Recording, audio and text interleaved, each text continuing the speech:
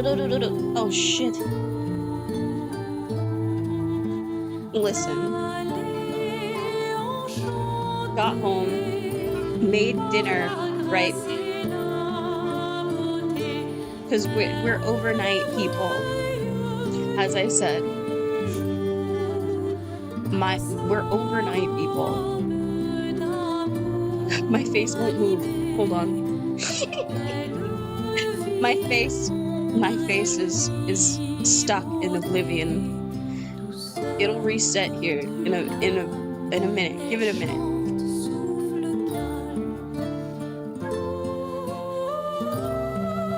Yeah, we got home this morning because we work overnight, plus homework's overnight. In the mornings, I try to come home and then make something for us to eat, or he makes something for us to eat. We just make something to eat, and then we try and have a meal together. And that's what we're supposed to be doing for this new schedule, is sticking to that as much as possible, because we already have like a small amount of time together. So, you know, gotta make sure you get the quality time with the spouse and all of that. My face is suspended. This is taking a hot second. What is happening here?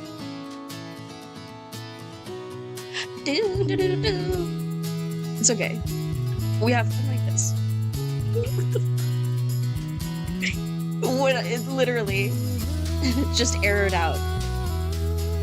Hey Baker, what's up? Welcome in. Hope you are doing well today. Hope you are doing well. What up? Huh. Tech difficulties just with my face. Everything else should be fine. I think. It doesn't tell me that it's having any issues, so I think that it should be fine. Hold on.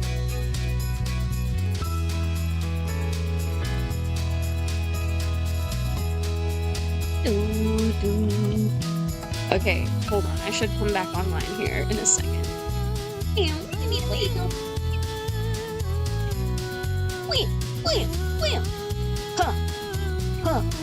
Huh. Is this from Dave the Diver? I was right. I was right. It is from Dave the Diver. It's a very Dave the Diver-y song. Oh my god. Let me tell. I basically. Oh, hey! There I am. Hi. Hello. Hi. Blah. What up? I basically, I came. That'll be taken out of context.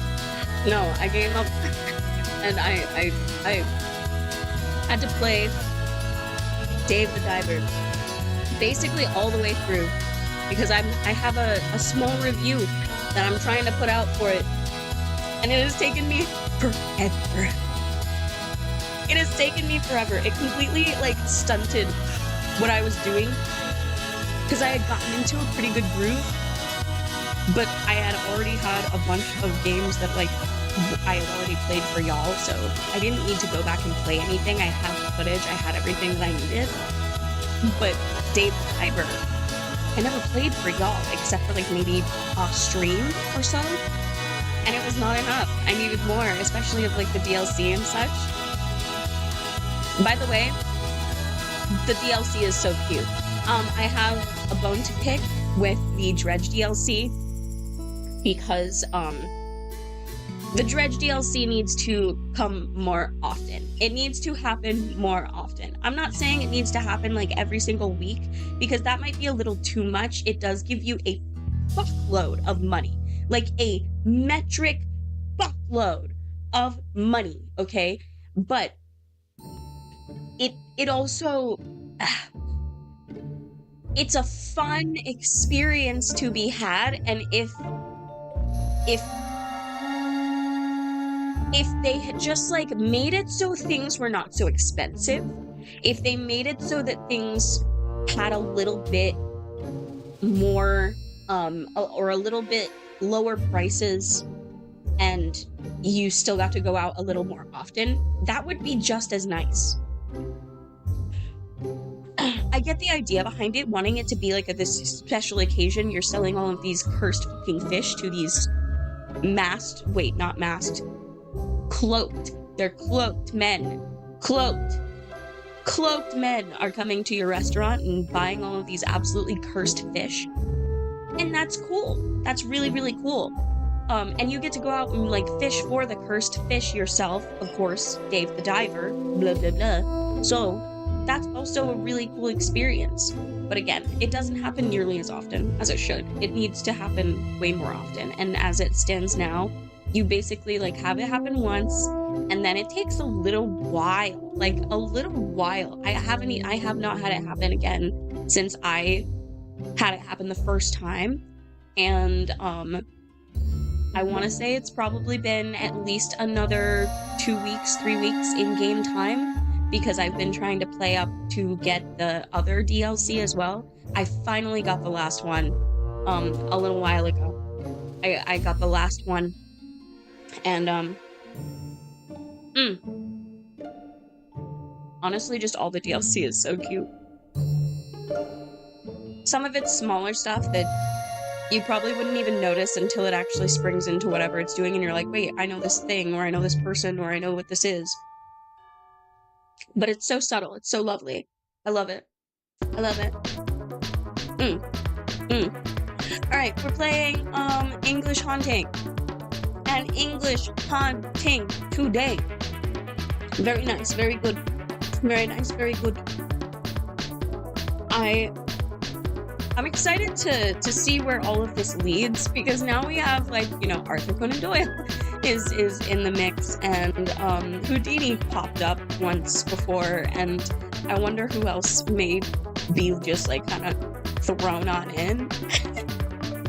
I think it'd be really funny if they had some other people come in. That'd be a wild time.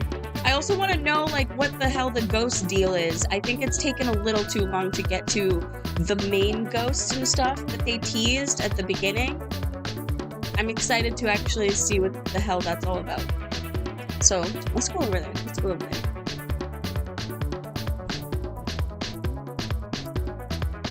Let me know if too much is cut off, or if not enough is cut off or stuff. I made this screen specifically a little different because this really works a lot better for me in windowed mode, so that I have easier time switching back and forth.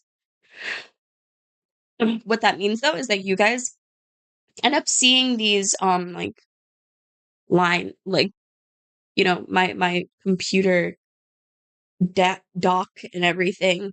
It's booty, and I don't like it. I don't like the way it looks, so I cut it a little bit. Just tell me if it's cutting off too much, okay?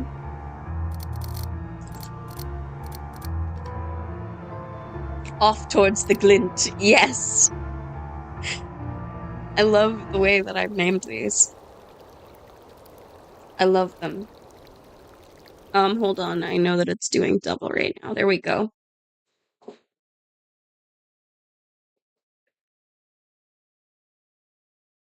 This is the end.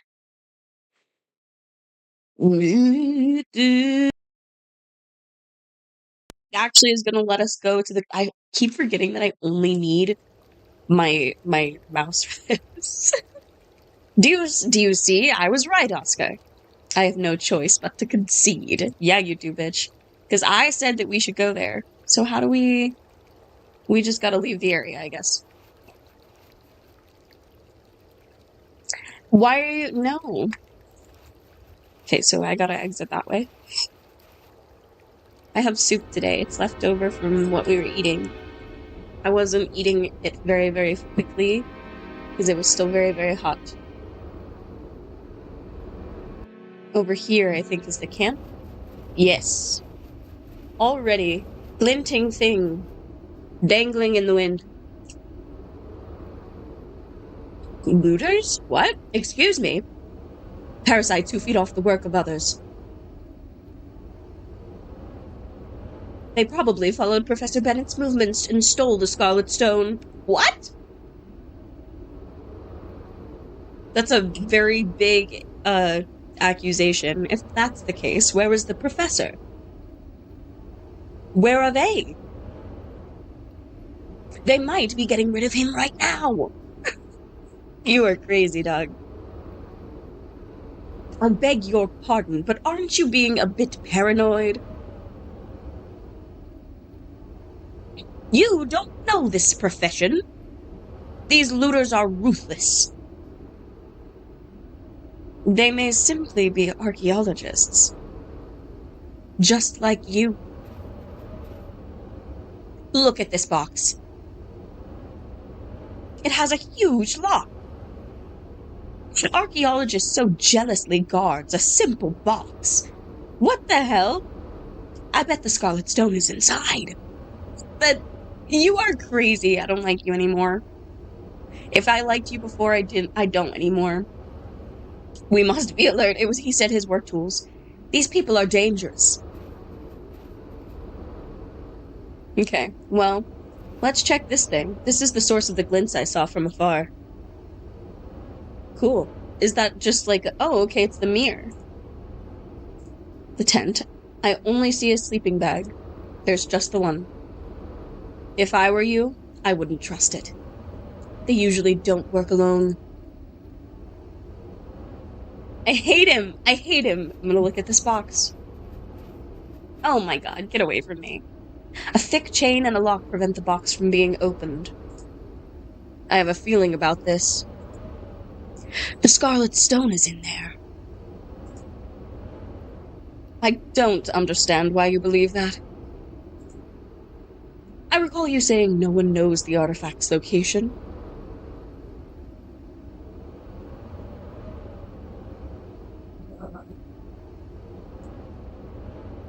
You were careful not to give any clues in the article you wrote, right? Indeed. I don't know how it could have happened, but these looters know. Yeah, these looters know. Hold on. I want to fix this because it's bothering me. The game itself has a lot of dark at the edges, so it's bothering me that it looks so small. Okay. We'll leave that there. Table. There are a couple of books on Scottish sites. There are also an old lamp that would have been useful to light up the cave. Oh. Well then. There's the fire remnants. It's still smoldering. They can't be far. Table. There's an exit, a mirror, tent. Nothing else? I can't pick up anything? I only have a hammer. What if I use the mallet on the lock? Would it let me do that, or? You gonna come and watch me do it? That's it. Break that lock! Hey! What are you doing? What does that box contain? Excavation material? He's lying! If that's the case, why keep it under lock and key? So people like you won't steal it from me. Who are you? No, who are you? My name is John Price. Please excuse my companion, he can be a bit impulsive. Just a bit. My name is Patrick Moore, and this gentleman is Oscar Koenig. We are looking for Professor Silas Bennett.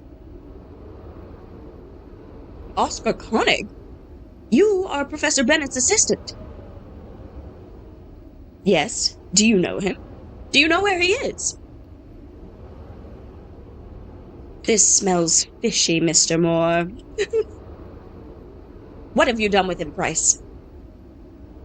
Me? Nothing. We collaborated in the search for the Scarlet Stone. Collaborated?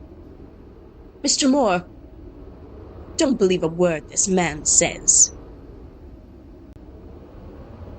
The professor would not collaborate with a looter. He's not a looter. I am not a looter. Please calm down, Mr. Koenig. I met your mentor here in Eriswell. His search for the artifact was fruitless. He wasn't digging in the right place. I have precise data on where the Scarlet Stone might be, and he agreed to share the discovery with me.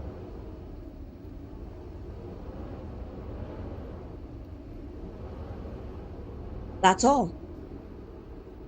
How do you know the Scarlet Stone is in Eriswell? Well, no matter how hard you tried to conceal it in the article, the references were very obvious. The professor admitted that an expert reading that article could have located the place with no problem.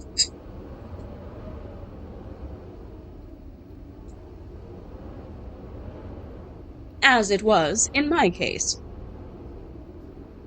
Where is the professor?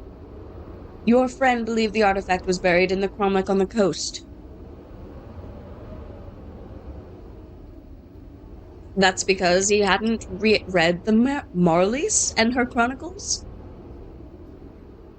The text does not mention Eriswell, but rather the hidden cromlech of the Black Forest. When I finally read your article, I could pinpoint the exact location.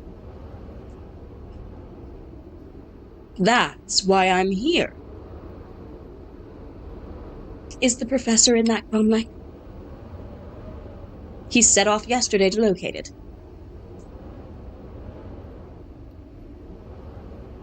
I told him to wait, but he wouldn't listen. Come with me.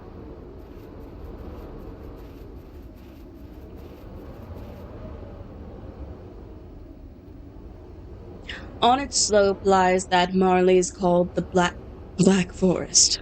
What Marley's called, okay. When the Order of the Eternal Wind was persecuted by the Presbyterian Church, they decided to hide in that place.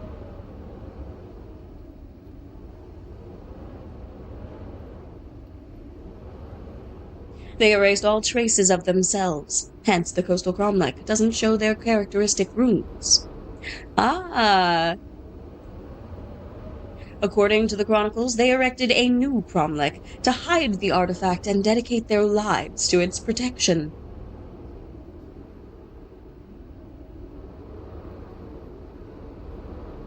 The professor and I decided to locate that cromlech, but the Black Forest is a labyrinth. A labyrinthian place, and these days there are lots of fog there. There's a lot of fog there. I told him to wait a few days, until it cleared, but he ignored me. Did he go there alone? Yes, yesterday. He hasn't returned since. I fear something may have happened to him. And you haven't gone to look for him? That's my intention. But as I mentioned, the fog condensation in this place is high. I'd practically be going blind, just like Professor Bennett is. I think we should go look for him. What do you think, Oscar? Yeah, new location, new location. Haven't you been listening? Unless the fog clears, your search will be in vain. Why not wait until tomorrow? The fog is slowly dissipating. Perhaps after tonight, the weather will be more suitable to search for the professor.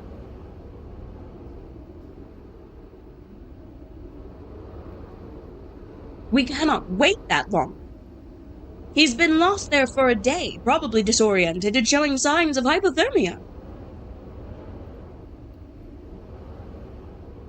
I don't know what else to say to dissuade you from venturing into the forest.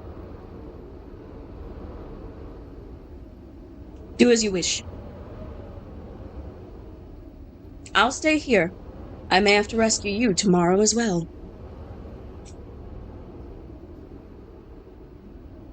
And be very careful.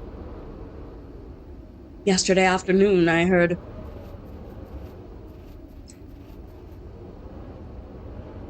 I don't know how to explain this. You'll think I'm crazy. What did you hear? It happened a few hours after the professor ventured into the forest. I could say it was a sound produced by the elements. You know, the wind. But no. My workplace is nature. There is no sound in it that resembles what I heard. And until you appeared, there was no human in Eriswell apart from that grumpy lookout.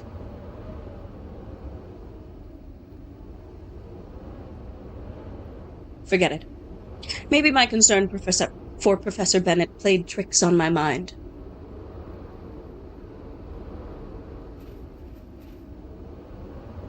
I don't think this man is in his right mind. Oh, or maybe it's difficult for him to describe what he heard without us thinking he's crazy, as you're doing. I hate this dude. Do you trust this man? I trust him more than you, honestly. He hasn't given us any reason not to. He has been cooperative, his account is solid, and he seems concerned about our friend, the professor.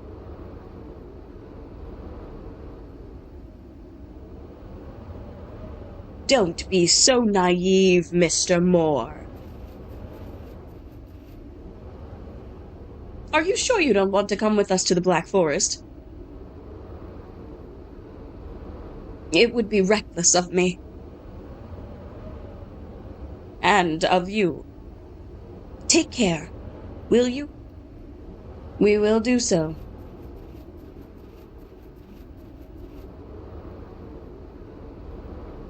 Cool. So now, I guess we just gotta go. I didn't end up using my mallet either, so that's good. I don't see any reason why, like, he's probably not just gonna let us go through his shit, so... To the Black Forest. Mist Labyrinth. Oh, okay. Cool. So I guess let's go this way.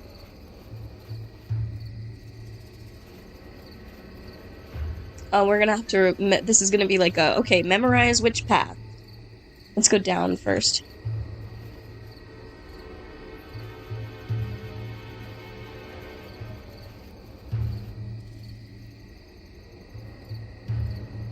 We've lost our way, haven't we?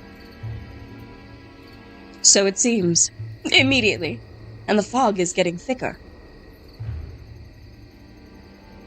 What's up there? We came from that way. This way looks... I don't know, it looks good. What's that way?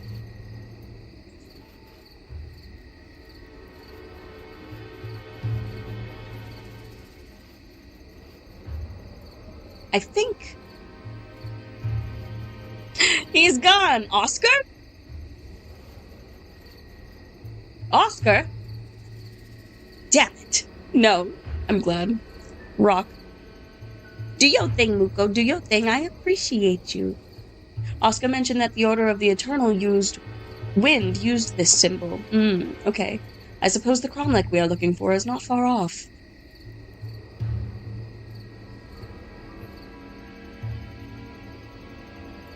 I want to go this way. What the hell? How am I walking that way? More rocks with spirals. I think I'm getting closer to the cromlech. How did I do this first try? That sounds like a boat.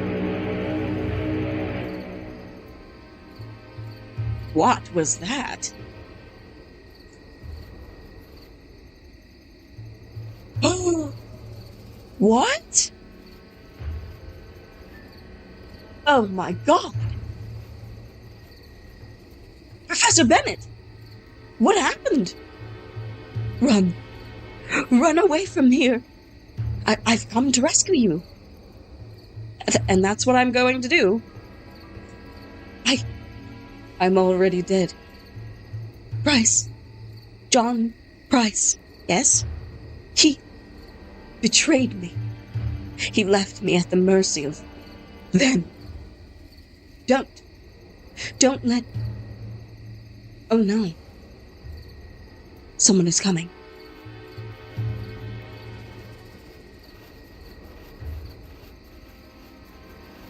We've walked into a cult in the forest. Oh no. Oh wait, what? He's died, my lord. Oh, it doesn't matter. We know he couldn't have stolen the key of the stars. We must find his accomplices. The old man from the lighthouse might know something. Make him talk, brother. Aye, my lord. Brothers! We have been o'er trusting in the task and trusted taste and centuries ago. We underestimated the pagans, but do not worry. The key of the stars will return to our hands. And those who have stolen it will pay with the most painful of deaths. Search every corner of this forest. Scour the coast. Find what belongs to us and shed the blood of the looters. Go, brothers. Show nae mercy. Wild. What the hell? This is a crazy thing to be witness to. What the hell?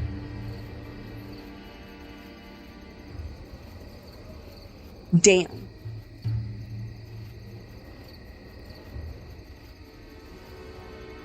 Damn it. So, shit. He's dead. I must find Oscar and get out of this place. None of this is worth finding that cursed artifact. Okay, so... Shit. I can go back the way I came, but I don't know if that's actually gonna help. I want to go this way.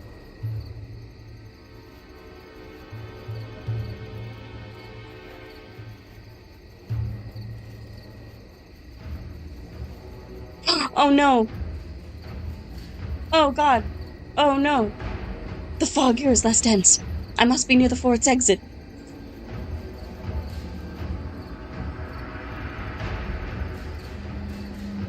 What happened? Why won't it let me... There we go.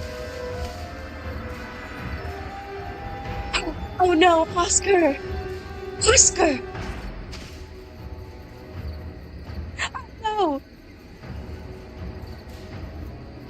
Oh god, are we gonna get shanked? Go, go, go, go! Oh, sweet niblets. Yes! I recognize this path. It's the way out of the forest. You know! No! No! Oh my god, there's so many after us! There's so many after us. Okay, not there, not there. We have to go to the path, right? And leave. No! Left. Left. The cave? Shit.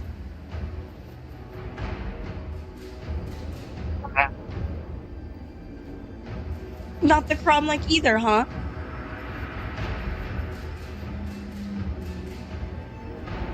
Shit. The camp?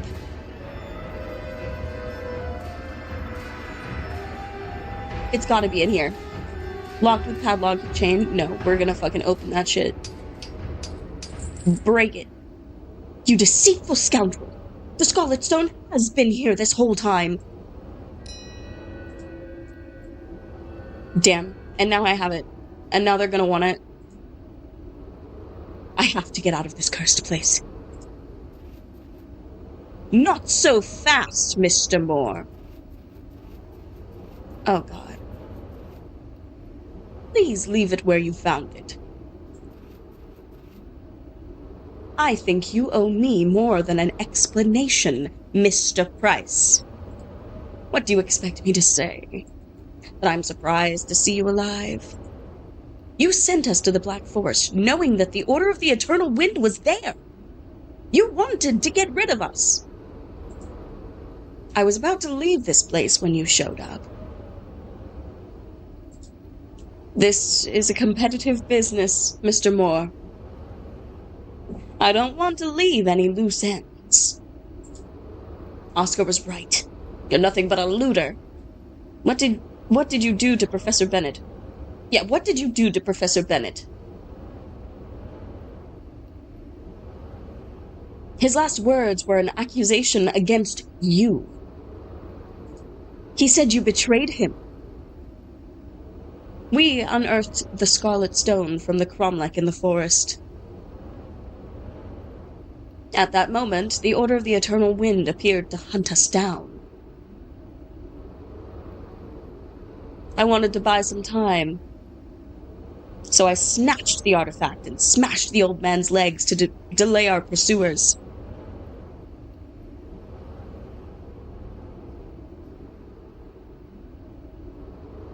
That way, I managed to escape unscathed from that hellish place.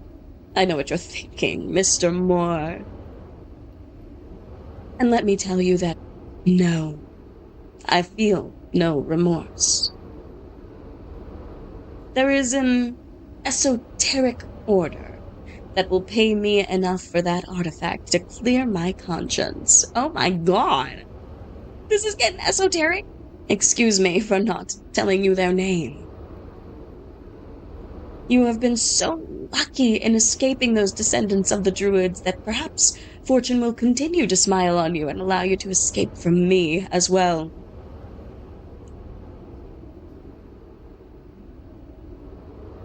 Bitch. Although I very much doubt that will happen.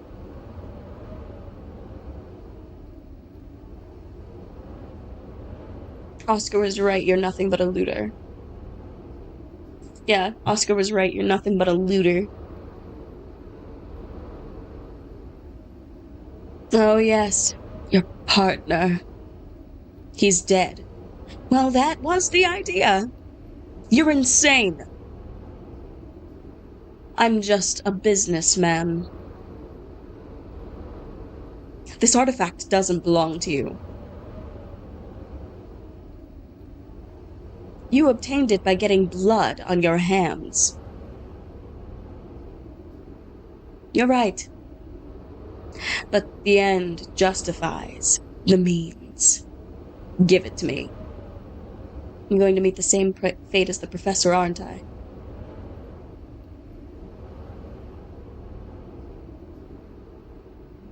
I have no choice, Mr. Moore. You know too much, and I cannot risk you compromising me. I won't make it easy for you, you know. Oh, come on. Don't take this the wrong way, but you are nothing but a flimsy bookworm. The fencing and boxing you practiced as a student won't save you from me. I've been in a few wars, and was a mercenary before getting into this lucrative business. Do me a favor, and hand over the artifact. It will be a dignified death, not the humiliating one you seem determined to have. Let's end this, once and for all. Oh, and then it starts. Give me the damned artifact! You'll have to pry it from my... Oh shit, do not resist, Mr. Moore. If you resist, It will be more painful. Stop fighting for your life. You have no chance of escaping death. No, I've got this. Wait, I've got a mallet. Do you want the artifact? Yes, damn it. I have something else for you, you damned maniac. I have a mallet. What? Ah, McQuarrie. Back already, are you? And then? Nuttin, sir. We've scoured the entire coast and the places pointed out by Mr. Moore. There's nae a trace o' a camp, nor did we find anything in that cave. Really? But let's recap, Mr. Moore. According to your story, you've killed a man named Price, aye? In self-defense, yes. All that after escaping from a druid cult thought to be extinct. This cult, allegedly, murdered an archaeologist and his assistant. I know how it sounds, but... And the leaders of this cult wore a deer skull upon his shoulders. You don't believe me, do you? Would I incriminate myself in a crime for sheer pleasure? I'm telling you the truth. You can ask the lighthouse keeper. We talked to him. He is aware of that cult. Them, that's what he called them. The old Brody? He's nae a very reliable witness, if you ask me. He once called us because he found a mermaid on the coast. When we got to the lighthouse, there was nae sign of it. He said he returned it to the sea. The loneliness and lack of contact with civilization makes him seek attention that way.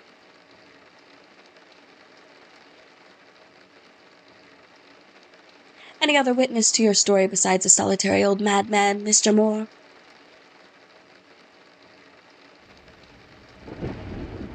What about the cromlech? In the forest? Have you been there? Listen carefully. Mr. Moore. As far as I'm concerned, you have two options. The first benefits us both. If ye indeed killed this Price, well done. McQuarrie and the lads found nae evidence. So, there's nae case. Just go back to London and enjoy your perfect crime. The second option. But the second option is no in your favor. I dinna want to hear it. Another word from you. Listen, I feel like I sound really Jamaican. I feel like I sound really Jamaican right now. I don't know why. McQuarrie, accompany Mr. Moore to the exit. It won't be necessary. I think I'm just that bad at Scottish accents. Know that you're making a mistake. Oh, just get out of here already, damn it. I'm not really, trying to do that. I'm not really, trying to have an accent, but it's written that way, so bloody English. A murdering cult in Aerosmith? I don't know what happened there, but glad the stream came back. Oh, did we drop for a second? That's booty.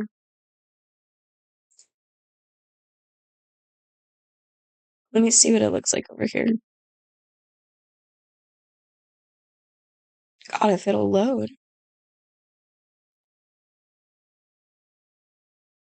says it's excellent. I like the added accents while you read those. Yeah, that's good. I feel like I sound so silly. I feel like I sound so silly because I'm not actually trying to do it, but I'm reading it and it's just read that way.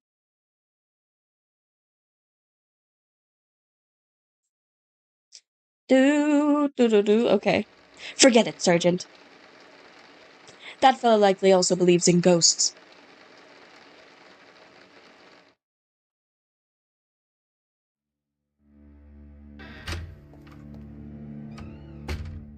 Hello? No one seems to be here. And it's quite dark.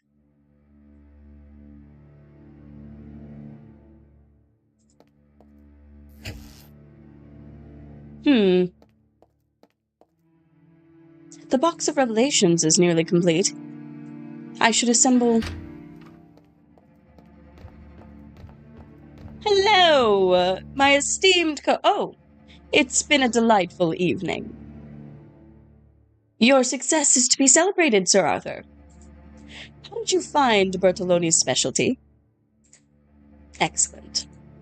Although I believe he may have been a bit heavy-handed with the pepper. Yes? I shall convey your feedback to Bertoloni. I am full. Where I've been, they served only soup, and I suspect it was made with mop water. Is this the dude, Professor? Patrick! You've returned! Oh, Patrick! It's a pleasure to see you. Did you find the artifact? What? You've returned, found the artifact? Is that the extent of your greeting? Damn it! I was worried about you. Where on earth have you been? Ah, yes. That. It's a long story. For God's sake. Are you going to share it? Ah, if you insist. However, I believe Mr. Conan Doyle might do a better job at storytelling than I. He has a knack for it. Did you know he writes stories? Oh my god. Yes, I'm aware. He's the author of Sherlock Holmes. Sherlock who? If I may, Professor. What?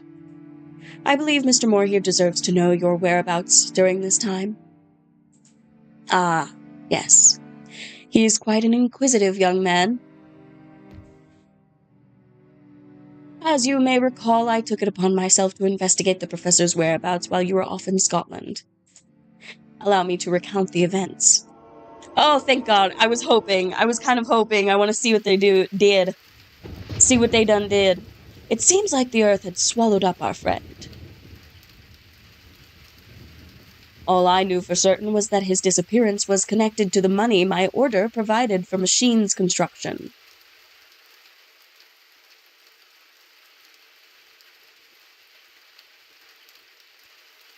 So, the logical thing to do was to get to the root of the problem, by starting from the beginning. I knew who to talk to, and where to go. I couldn't get lost.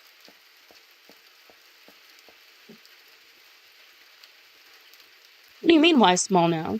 I think I'm lost. No, wrong time. This is when I streamed yesterday, silly.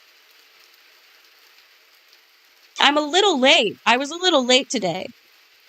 But this is when I streamed yesterday. Locked. It's too late for classes to be open. No, it wasn't wrong.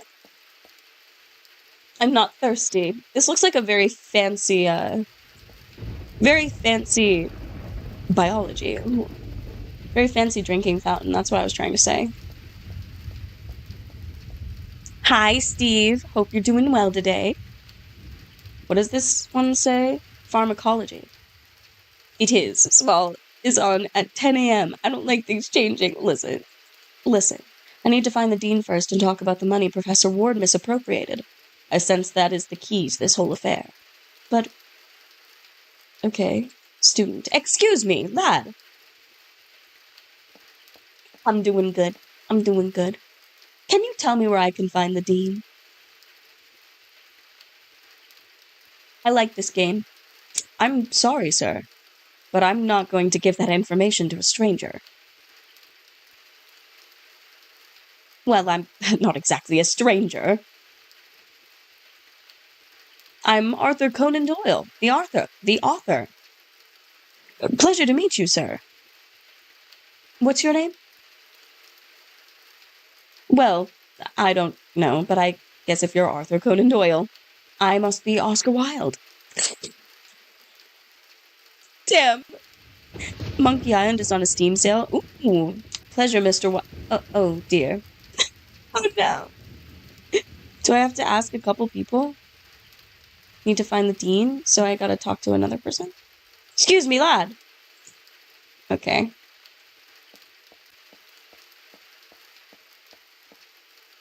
Can you tell me where I can find the dean? I don't know, sir. I need to talk to him, but he's not in his office. Thank you very much.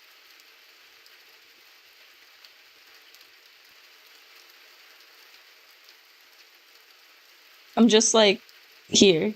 I'm not thirsty. Pharmacology. Excuse me, lad.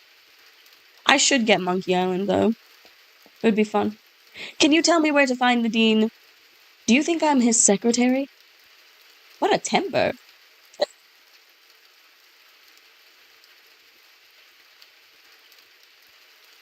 I think I'd really like it too. It seems like a fun time.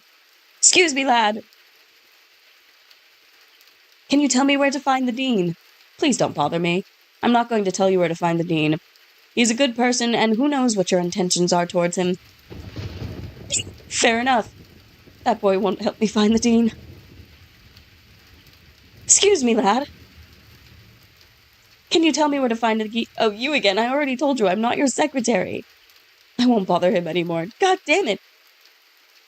You think that Loom is on an emulator? It was like PC when they were at 386 and 486. You might not understand that. Yeah, I have no clue what the hell that means. Excuse me, lad. Can you tell me where to find the dean? That's what I want to know. I'm looking for him because I have to argue. One moment. Why am I telling you this? I don't know. These guys look the same. Excuse me, lad. Can you tell? I already told you, sir, he's not in his office. So I need to find... I think there was another guy with a book. What about you? Excuse me, lad. Please don't bother me. Okay. God damn it.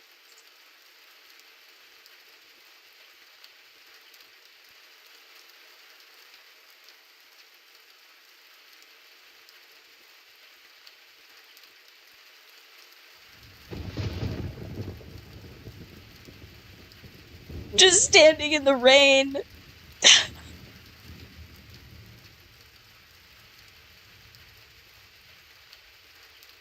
It's raining. I'm just waiting. I definitely talked to this one. There's a different guy. There's a different guy with a book.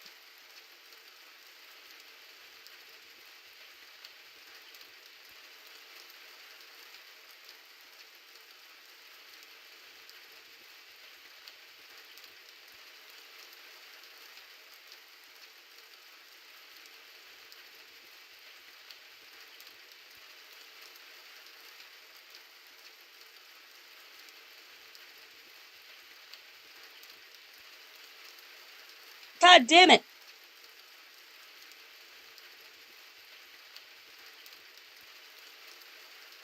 No, and if you find him, let me know. Yes, of course. God damn it.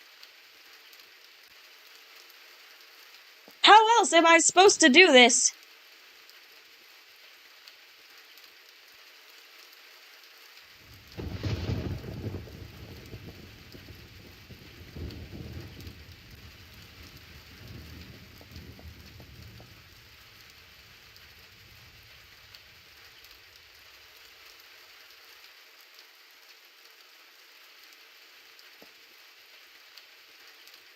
He should be in the common room right now. Go to the end of the hallway and oh look, here he comes.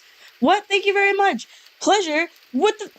I've been standing here forever and ever. Dean Henry Carter, a pleasure. Delighted, my name is... Sir Arthur Conan Doyle. I know. I attended one of your lectures last September. Mediums, Contact with the Beyond. It was a very interesting evening. Ah, you're a believer. Of course. I've written some books on the subject. Fascinating. What brings you to the university, Mr. Conan Doyle? Oh, well, I'm trying to solve a mystery. It's about our mutual friend, Nelson Ward. I know it is common knowledge that the professor has done, but I am afraid I must keep that information to myself at the express wish of the rector. And I'm afraid you should share that information since I'm part of this whole affair. What do you mean? That money that Professor Ward supposedly misappropriated belongs to me. Well, more precisely, it belongs to my order, the Hermetic Order of the Golden Dawn. But it was an anonymous donation. Exactly. My order is characterized, among other things, by discretion. And I would go even further. That money was intended solely and exclusively for Professor Ward's personal use. However, he insisted that the amount be deposited into the university's account. He only wanted a portion of it to be allocated to his metaphysical research department. As far as I'm concerned, I have every right to know all the details of this matter. As for the professor, it was his money. No one can accuse him of stealing anything. If that's the case, I suppose you're right. Well then, may I ask you a few questions? Yes, of course. Did Professor Ward have any enemies? Has the alleged theft been reported to the authorities? No. What's the reason for that? We don't want a scandal over this issue. Unfortunately, word has already spread. But if we had filed a report, I'd bet anything the newspapers would have picked it up. And that would be a disgrace for this university. A professor stealing money from donations? As I said, it would be a scandal. Did Professor Ward have any enemies? I'm not aware of any. He may have had some disagreements with other members of the university staff, like the rector. But that does not make them his enemies. Shall we rule out the rector, then? Yes, please. I shouldn't have mentioned him at all. The rector is no adversary in this sorry game. Did the professor have any debts? Debts? Like, what debts? I'm thinking that money could have been used to pay off a debt. His disappearance could be linked to this fact. Suppose he made deals he shouldn't have. Maybe his creditor collected more than just the money owed. Do you understand what I'm saying? Ah, yes. Nelson was a very austere person. He made a good living as a professor at this university. If he had any debt, he could pay it off with his own money. So the professor was a very austere person? Very austere. He hardly valued money. So it surprises me greatly that he committed this crime. I remind you that the money belonged to the professor. Yes, you already mentioned that. In any case, I was told how little importance he gave to money. For example, he could live in any neighborhood in the city. His financial situation allowed it. But he chose to rent a humble room at number 14 Dorset Street, in the West End. He's a person who has never needed luxuries. Interesting. Do you have any idea where the professor might be? I wish I did. Nelson is my friend, Sir Arthur. What I want most in the world right now is for him to reappear and clarify this whole matter. Especially as rumors are already beginning to spread that are not to my liking. What kind of rumors? It's said that he used the money to run away with the medium, Beatrice Shaw, and start a new life together. Beatrice Shaw is his childhood friend. And she's also looking for him, by the way. If you say so. But Miss Shaw doesn't have a good reputation. She's a fake medium. She deceives people with her supposed contact with the dead. Believe me when I tell you that Miss Shaw has nothing to do with with Professor Ward's disappearance. I would stake my life on it. I don't know. She may have an ace up her sleeve. I believe that's all the questions I have for you, Dean Carter. It's been a pleasure conversing with you, even if it's about such an unpleasant matter. The pleasure is mine, sir. Good night. So now we have a new location. We're going to leave, and we're going to go to his house. And the conversation with Dean Carter was quite fruitful. Among other things, it reminded me of a logical place to continue investigating. His residence on Dorset Street. I knew, Mr. Moore, that you had already searched your mentor's room. But as the saying goes, 4 eyes see more than 2. I also found it striking that Professor Ward's alleged theft of the money had not been reported to avoid a scandal. But what caught my attention the most is that you, his closest associates, had not reported his disappearance to the police. Take no offense, but there was a better chance of success relying on them when only a university professor, a medium, and a writer. I had a good relationship with Scotland Yard, so it seemed like a good place to continue my investigation. Cool. We're gonna go to Dorset Street first. So this is like just his apartment, and we've been here before. But as the other guy, as Mr. Moore. Beggar. A shilling for this poor tramp. Sorry, I don't have any loose change. Only bills.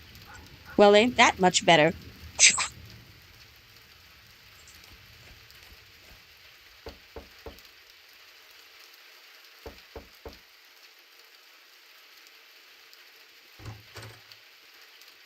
Who the hell's calling at this ungodly hour?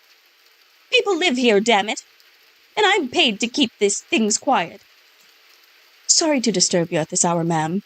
Let me introduce myself. I'm Sir Arthur Conan Doyle. Oh, a sir. Ain't that fancy? You want a room, Sir Arthur? This ain't no Savoy, but it'll keep you from freezing your ass off out on this lousy night. I appreciate it, but I'm not looking for accommodation. I just want to ask you a few questions. Ah, questions. Can you spare a couple of minutes? I would have preferred you took a damn room, but fine. Shoot. I'm trying to locate... You said your boss in French can hear you on Teams call. He could? What? How? Why? What do you mean that he could hear me? No. No. That's wild, actually. Did you have to explain to him what VTubers were? That would be really, really funny. Explaining, oh yeah, this is a VTuber. Here, hold on. I see that my encoding keeps overloading every so often. Let me try and fix that. Because I had you on while I was watching some crap on Teams, and I left my microphone open too long. Damn. That's funny as hell. I'm gonna turn off a couple things, and it might be a little jarring real quick.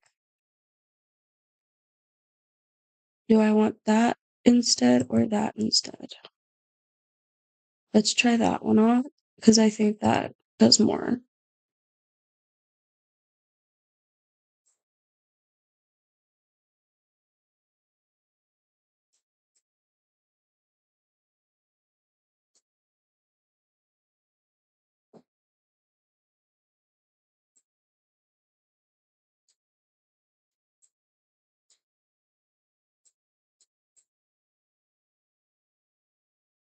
Okay, there we go.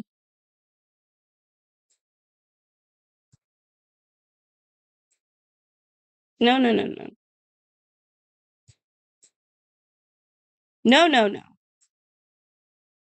No, no, no. There we go. Okay, cool. No, I told him it was a person outside washing their car with the radio on, which was true. There was a person, but I was watching you. That's hilarious. That's so funny. I love that. Imagine you slip up and you're like, yeah, it's a VTuber. And suddenly you're stuck explaining to your boss what the hell a VTuber is. That's so funny.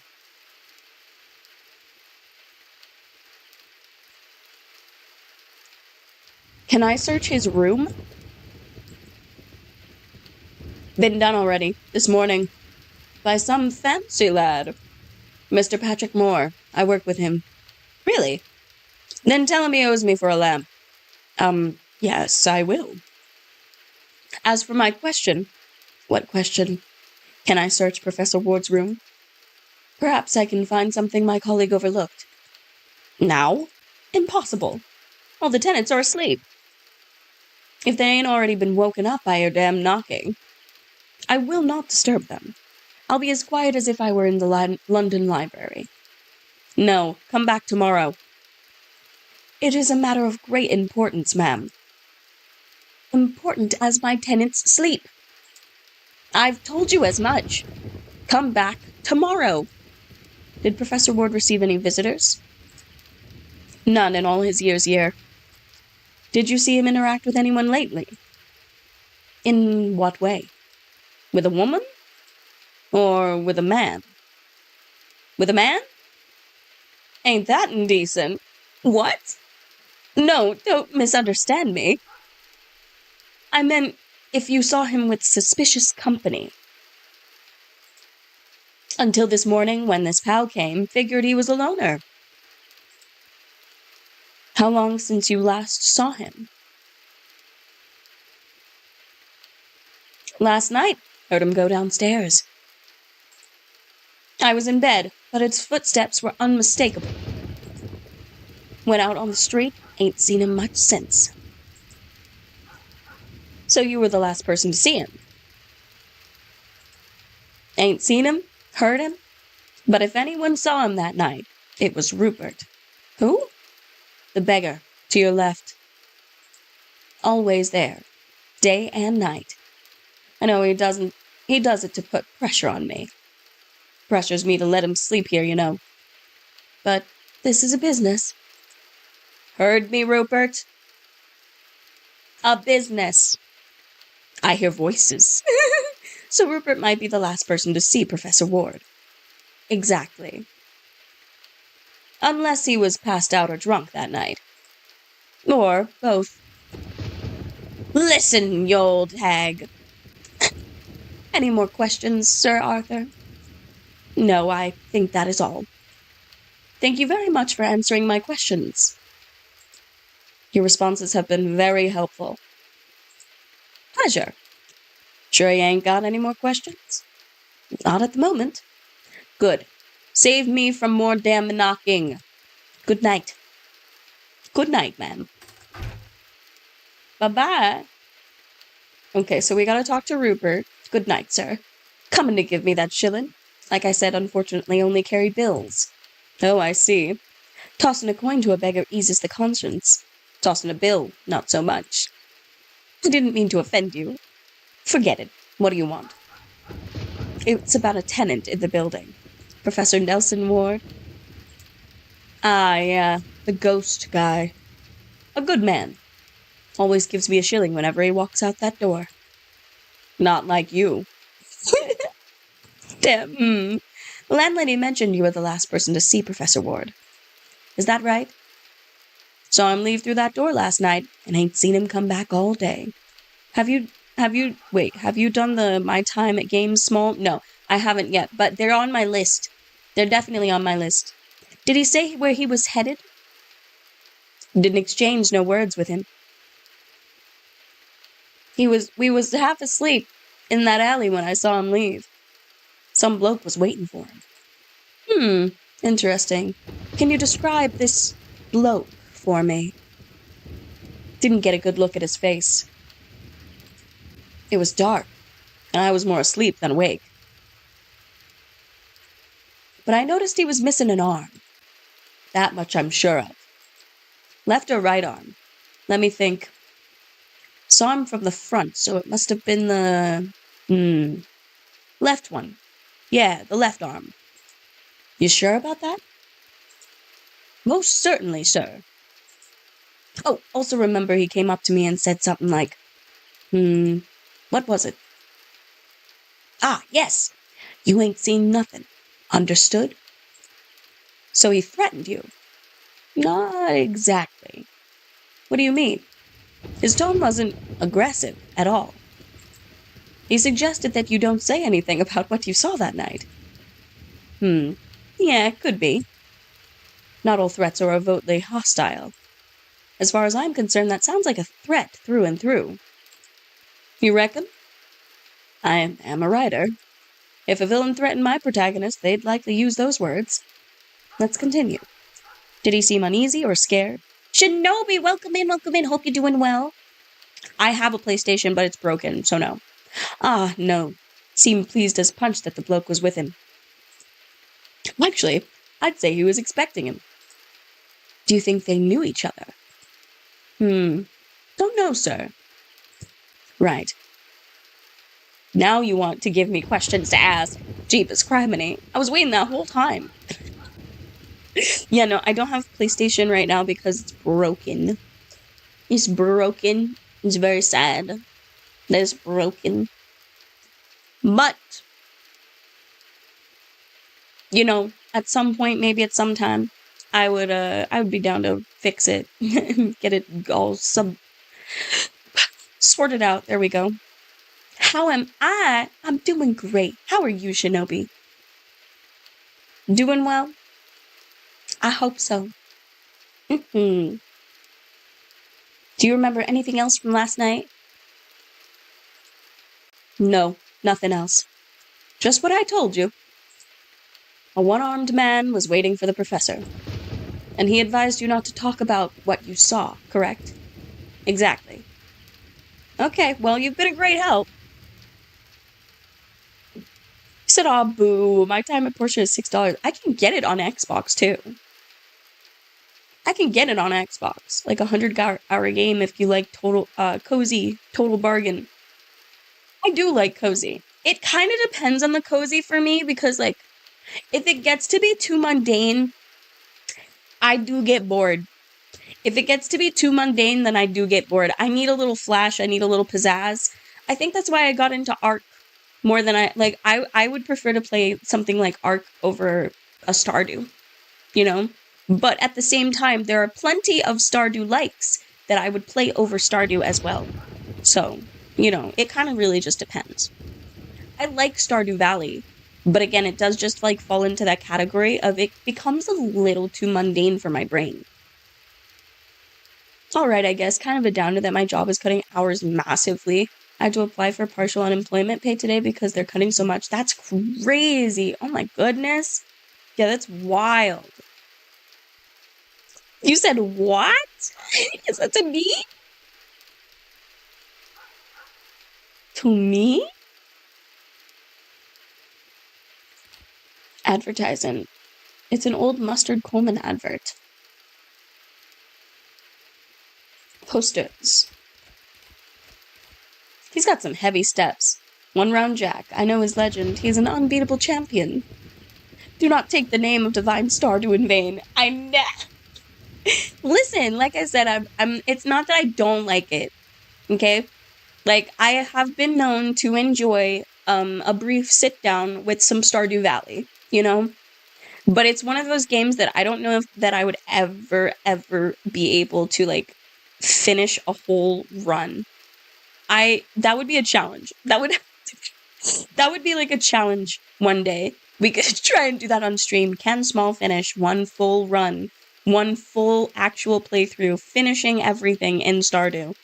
That'd The My Time Panthea games are 3D, cozy / Stardew, but fun, good games. 7.5 or 8 out of 10. Absolutely. I know that so I knew about, what is it, My Time at Portia, I think is the first one, right? I know about that one. Knew about that for a while, and that was always like on my radar. Once what's the newer one? What's the newer one that came out?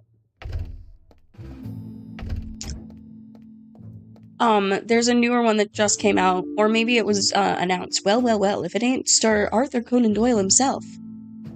Hi. Sandrock, that's right, is 2. And I know when that was coming out, I was very, very excited. Sergeant Collins is this guy's name. What do you want, Wilkins? Sir Arthur? The creator of Sherlock Holmes? The same, officer. Want to see something, Wilkins? What? You'll be surprised. Boy, Mallory! Come over here. Yes, Sergeant. Judging by Mallory's appearance, can you tell me where he's from, Sir Arthur?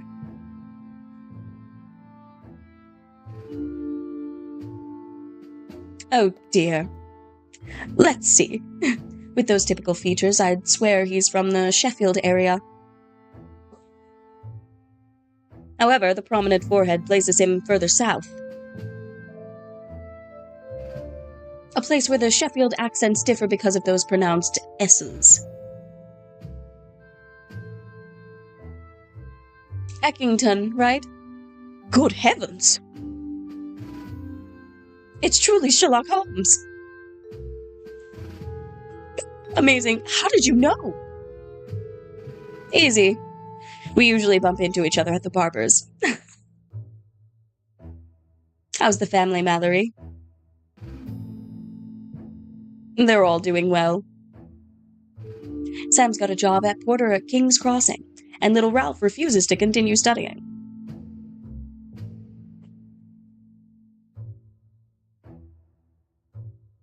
Ooh, thanks for asking, Sir Arthur. I don't know why I partake in this joke every time they have a new officer. Your message got censored. Here, let me see if I can fix that. Why is it over here? Every time I come over here, it says that it's doing the God stream. Oh no! I swear, every time. The job. Better game, loads of comfort upgrades in it. Makes it a bit too easy for me, but it is undoubtedly a better game. They're making a number 3 now. Yeah, that's what I thought. Didn't they have, announce another one not long ago? Sheffield is a proper shithole. Sheffield is a shithole. Surprised he doesn't have 6 fingers. Goddamn. Just a proper right shithole, yeah? Bow, bow, bow.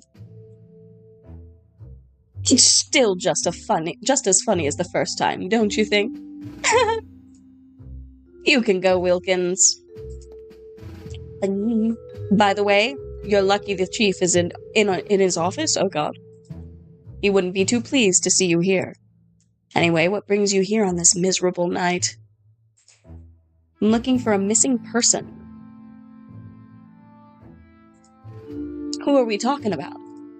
Professor Nelson Ward, in his 60s, gray-haired with a height of... Nelson? Ward? Ward. Mallory! Yes? Help jog my memory.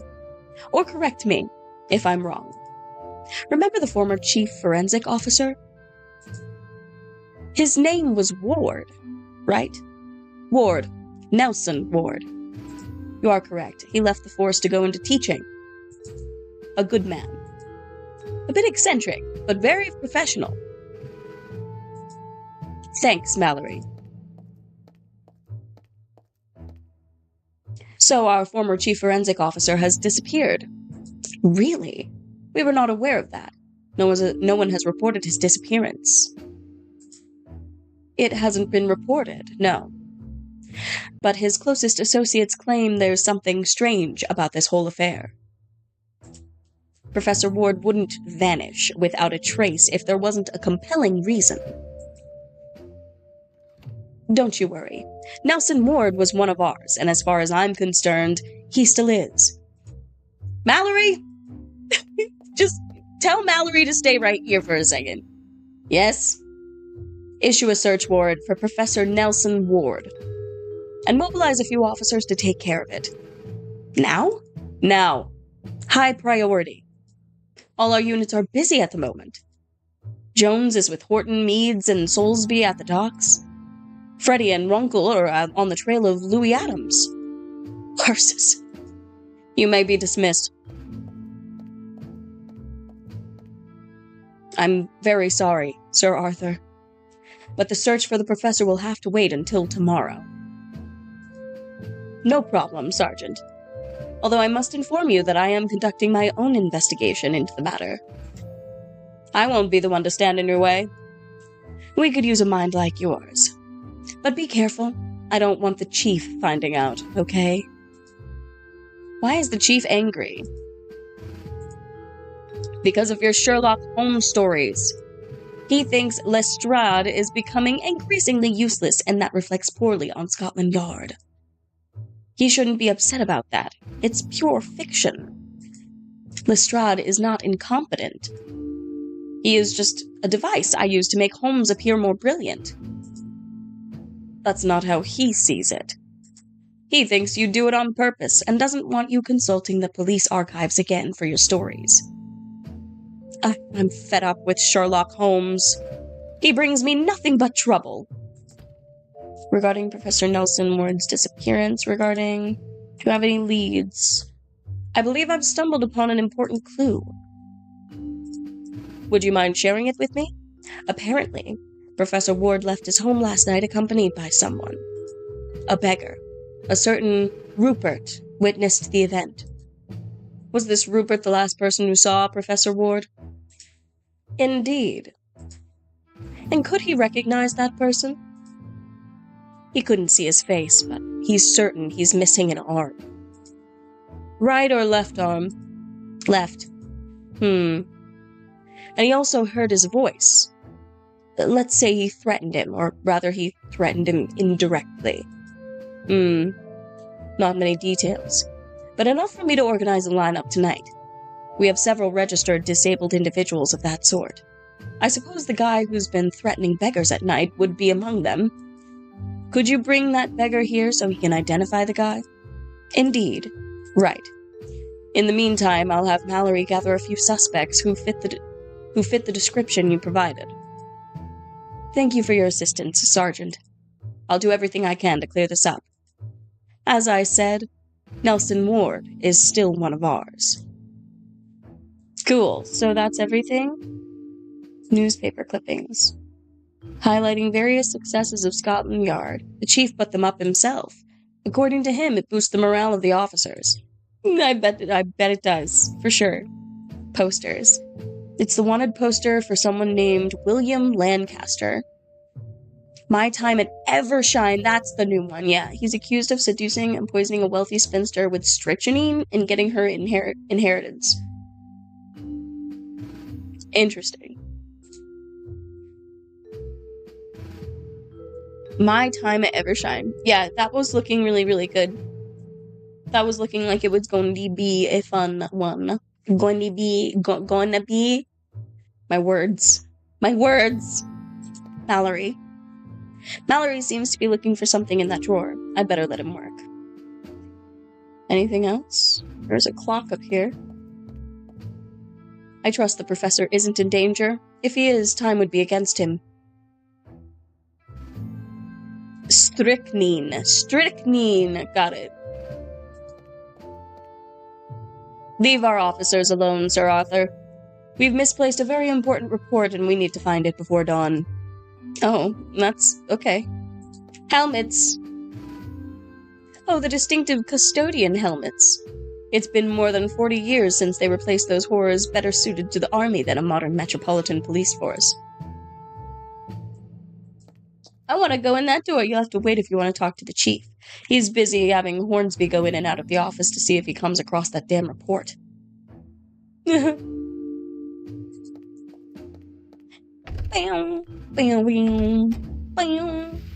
So then I need to go back to Dorset Street and have this guy come with me. Bleep? Sandrock is honestly one of the only games I've ever bought at full price on release. Switch game for $35 with 100 plus hours of cozy. That's pretty rare. No, I totally feel that. Yeah.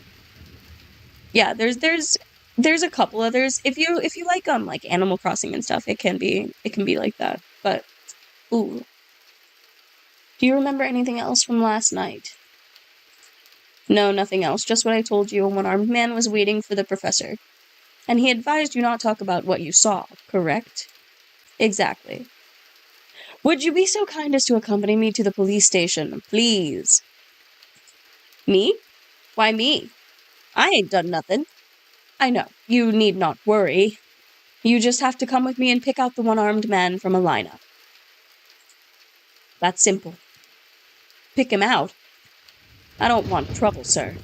You can rest assured he will not be able to see you. You sure about that? I give you my word. Lineups protect the witnesses. I don't know. Never been in one.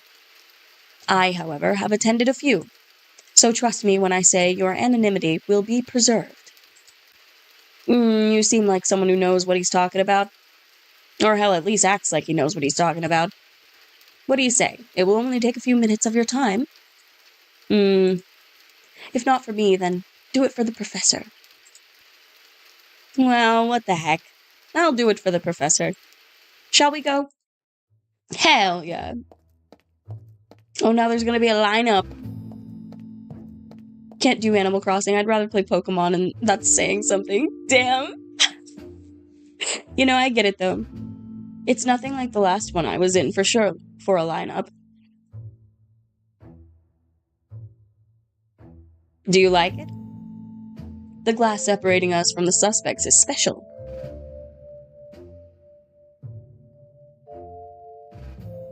You can observe both you and I can see clearly what's on the other side.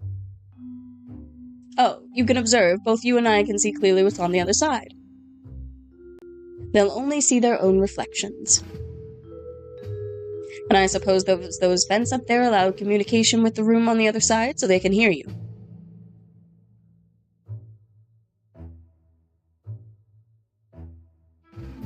Exactly. If I raise my voice, I can give orders to the suspects. Fascinating. It cost a pretty penny to install these spaces in all police stations. But with this method, witness safety doubles. That's what matters. Did you hear that, Mr. Rupert? You have nothing to fear. You can come here without any problem.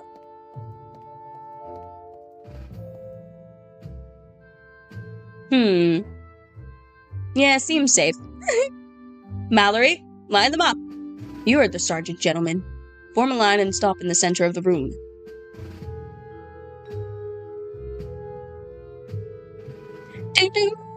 Animal Crossing is kind of one of those games that's like, ooh.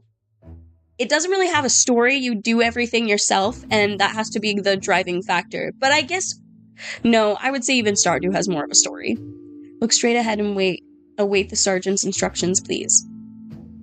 Yeah, like the Animal Crossing, it's less of a story, more of, okay, go, do. What kind of shit is this? What's the matter? You're asking me what's the matter? There's a patty man there.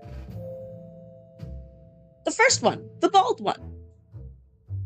Why isn't he behind bars? We have no evidence that this gentleman committed a crime.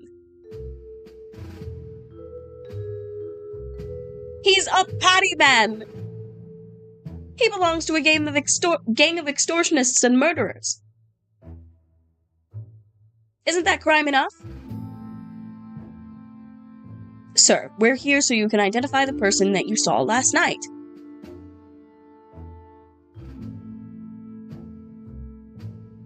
Poppycock.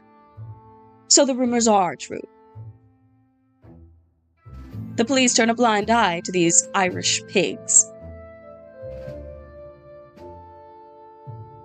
This institution stinks. You're a corrupt lot. Rupert, I don't think this is the time. Watch your mouth when speaking of this immaculate institution. Goddamn. Do you want to be detained for contempt? Is that what you want? Bah. Let's get this over with. Very well, gentlemen. You've been given a note with a phrase written on it. I'll call you by the number you've been assigned. When you hear it, read the note out loud. Do not attempt to fake your voice. Don't try to deceive us. We'll know. Got it? Let's begin. Number 1. You haven't seen... No. You're number 5. Number 1 is the person at the other end. I've been assigned number 4, sir. Mallory! What the hell have you done? It doesn't matter. You'll be number 1 from now on. The one to your left will be number 2, and so on. Is that clear? Let's start again. Number 1. Say your line. You haven't seen anything. Understood? Right. Number 2. You haven't seen anything. Understood? Thank you. Number 3. Number 3. Are you deaf? Sorry, Sergeant, but I can't read. Did you hear the phrase your colleague said? Yes. Just repeat it. Ah, okay. You haven't seen anything. Understood? Very well. Thank you. Number 4. Oi, you scumbag! Not a word about that. What happened here? Understood? What the What? You can't read either and you're making up what's on the note? I just wanted to add more drama. Who wrote this? This line isn't believable. Do you see, Sir Arthur? We have an aspiring writer among us. Be careful. He might give you a run for your money. Can you just read what the note says? By all that's holy, Mallory, where did you find this guy? From the theater, Sergeant. He's an actor. We're in a lineup, not an audition. Please just read the line as written. You haven't seen anything. Understood? Is this okay? That's fine. Thank you very much. Number 5. You haven't seen anything. Understood? Mr. Rupert, which of these people spoke to you last night? Number 2. No way. Number 2? Are you sure?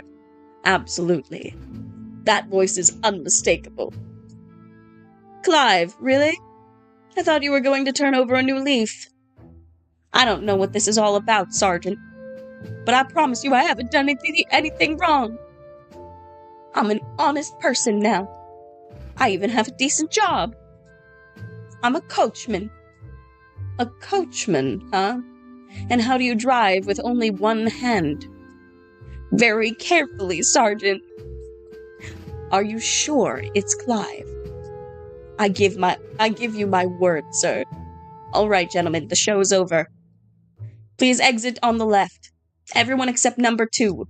And thank you very much for your cooperation. Come on, gentlemen. You heard the sergeant. Goddamn.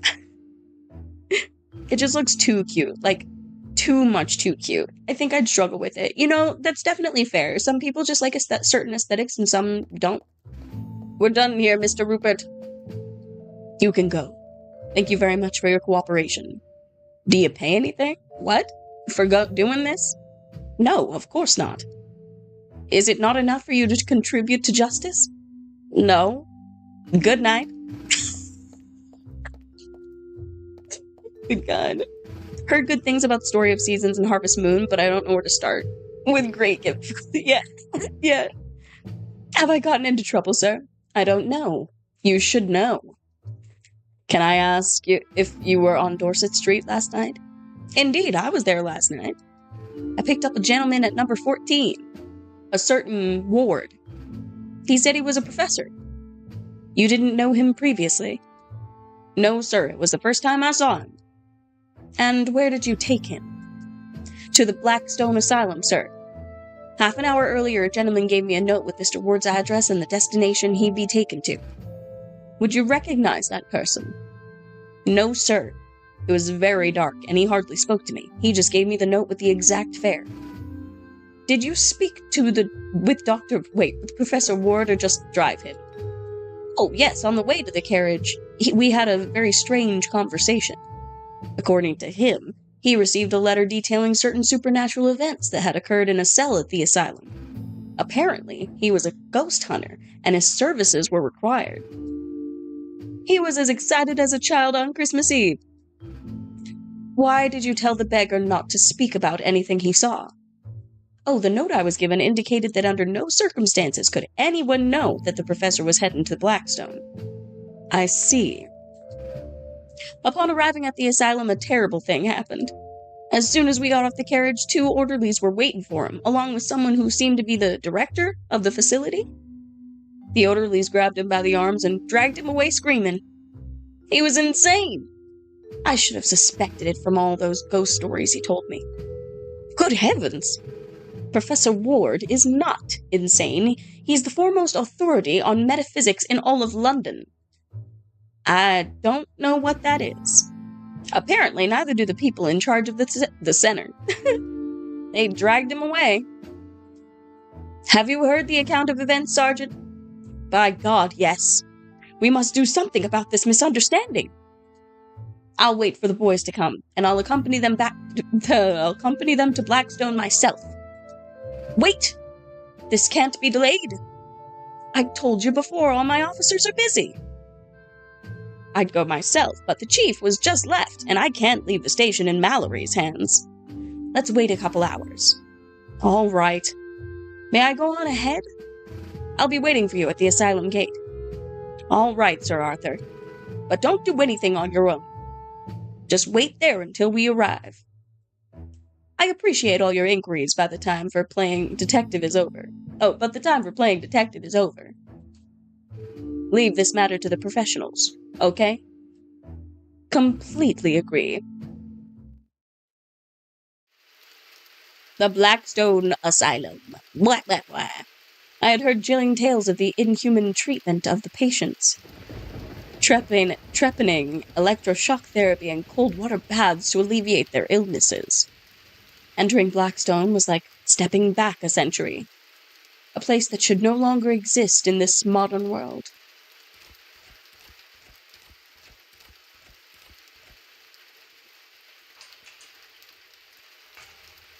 Locked. Who goes there? Who are you? What do you want? I've come to visit a patient. This institution doesn't allow visitors, sir. And even if it did, this wouldn't be the time for it. There seems to be a misunderstanding with one of the patients. The asylum is closed, sir. If you have an issue, contact the administration. But you see, I'd advise you to leave. The storm is getting worse, and you wouldn't want to be in such a remote place. Good night. What the hell, man? I'm already out here. Curse it. Flack. No unannounced visits allowed. I suppose management wants to control knowledge of the atrocities that occur behind these walls. Is this another one? Does it say the same thing? This noble institution was inaugurated by Her Majesty Queen Victoria on the 6th October, 1865. The gate. Is there anything else that I can click on? Do I have? No. Huh? Sturdy vine. Yes, climb it. Oi, you! What are you up to? Do not try anything crazy. I'll be watching you. I'll be watching you. Vine. I could try to climb the wall, but I don't think the vine would hold my weight. Also, I think the guardhouse is right behind it. You're right. So leave if you don't want trouble. Stop talking out loud. What's this one? This brick looks silly. Yeah, loose brick. I can't remove it with my bare hands. I'll be watching you. I can't remove it with my bare hands. There's glass shards up there. What the hell? The wall is topped with sharp glass shards to deter intruders like me. I bet it is. Okay, what about... So there's the brick, but he can't get it with his bare hands. Impossible. I don't have enough strength to remove the brick. Okay, so we need something else. What's that? Hold on. There's something in the bushes right here. What is that? An umbrella? Oh, it's a tattered umbrella. Okay. Very nice, very nice. Nothing else in the bushes? Vine. Didn't you hear me before? Be careful. Okay, okay. Well, I've now got this umbrella. Let me see if the umbrella gives me enough leverage to, like, do anything to the brick.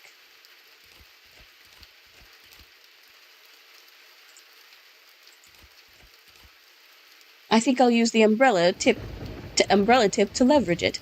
That will help me get it out. Excellent. Seems to have moved a bit. Shouldn't be difficult to remove it. I couldn't remove it completely, but I think it will make a good foothold to support me in climbing the wall without difficulty. Okay, so then I can put this on the glass shards. I cannot reach them with it anyway. So hold on. Can I, like... The brick dislodged enough for me to support my foot on it, climb the wall without a problem. I can use the protruding brick to climb the wall, but those glass shards are a worry. But could I not put this over? Huh. What do you think? What do you think? If this fucking lady loses her fucking chickens one more fucking time, I'm going to fucking keep them and fucking eat them. Yo, who? What lady are you talking about? Who's lady? Eat her chickens. Where? Do you think I could pull down some of this? Like, do not try that. How do you see me? How do you see me? Don't even think about it. Fuck, man. Can't do anything. What else am I supposed to do then? There's glass shards up there. I am missing you at all. No matter. What about the things on the wall? I can't, like... Hint? Select an item and click the eye icon to get a description. Oh, that's right. Touch? The brick. Glass.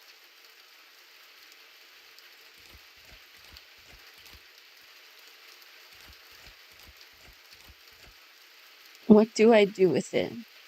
Oh. Step away from the gate, please. But...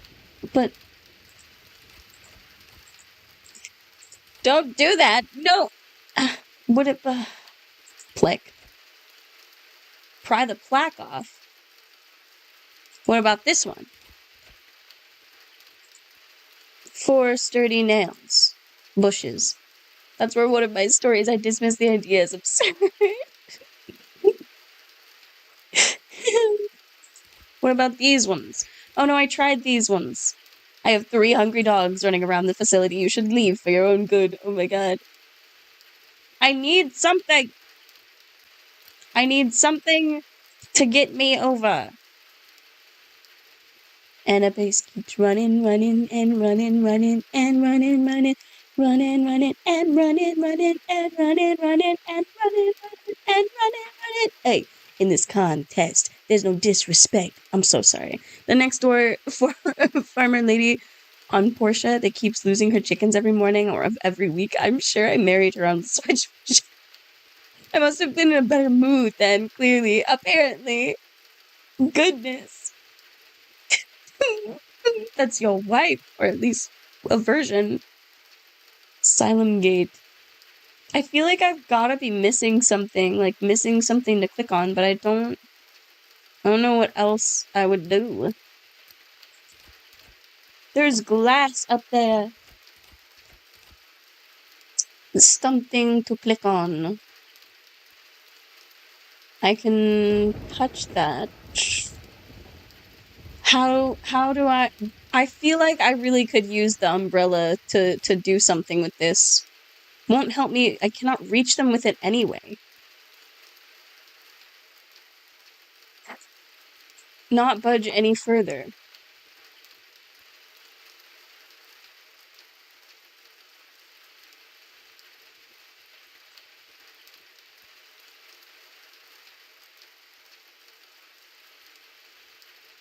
I have no clue.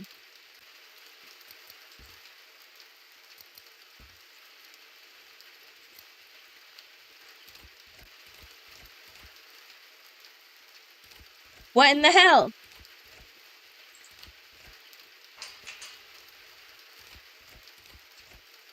Still here? Why don't you leave? I need to see a patient. It's urgent. See the plaque to your right? Approach it and read it. Yes, I've read it before. So what does it say? No unannounced visits allowed. Exactly. No exceptions will be made for you. There's a person inside who shouldn't be confined. That's what all the patients think. No, but of course they're mad. Are you too? How can I arrange a visit?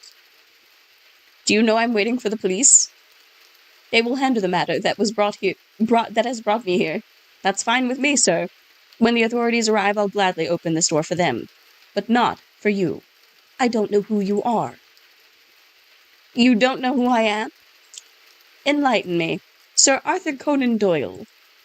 Does that name ring a bell? No, to be honest. Sherlock Holmes? Are you telling me you're Sherlock Holmes? Hell no. I write the adventures of Sherlock Holmes.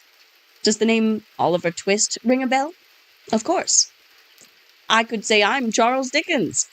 However, in keeping with this absurdity, I'll say I'm Oliver Twist himself. How can I arrange a visit? Write a letter to the director of the facility, or wait until tomorrow morning and request an appointment with him. And when will the director be able to see me? In a week, I suppose. 3 days, if it's urgent. Are you aware of Professor Nelson Ward's admission? Professor? I have no record of any professor being admitted. But we have 3 Napoleons, 5 Neros, and 4 Jesuses. Oh my god. Gotta go teach small? Yeah, no problem. Do your thing, do your thing. See you later, Steve. Have a nice one. Bye-bye. Let me enter, I am a doctor. I thought you said you were a writer. I am also a doctor. I studied medicine at the University of Edinburgh. Served as a ship's doctor and studied ophthalmology in Vienna. After that, I opened a private practice in London before focusing on writing. So I have the authority to enter this asylum. You know what? I was a sailor, not a schooner. That doesn't give me the right to demand entry to the SS Civic. Anyway, this isn't a public hospital. The rules here are stricter, so please respect them. Let me in, I'll catch pneumonia. I think I can fix that. Finally. I thought you'd never come to your senses. What are you giving me? Here. Use that to protect yourself from the rain and go back the way you came. Yes, he gave me something. You don't know what you've just done, sir. Mr. Waffles, hi. Welcome in, welcome in. How you doing today? Hope you're doing well. Just got a load of cream cheese. I need an empty jar to fill it with. Ooh. You need to store it in the fridge or it's gonna stink. Oh, yeah. Oh, goodness. Goodness. That sounds good, though. Some good cream cheese. Hell yeah. Always. I didn't mention you at all.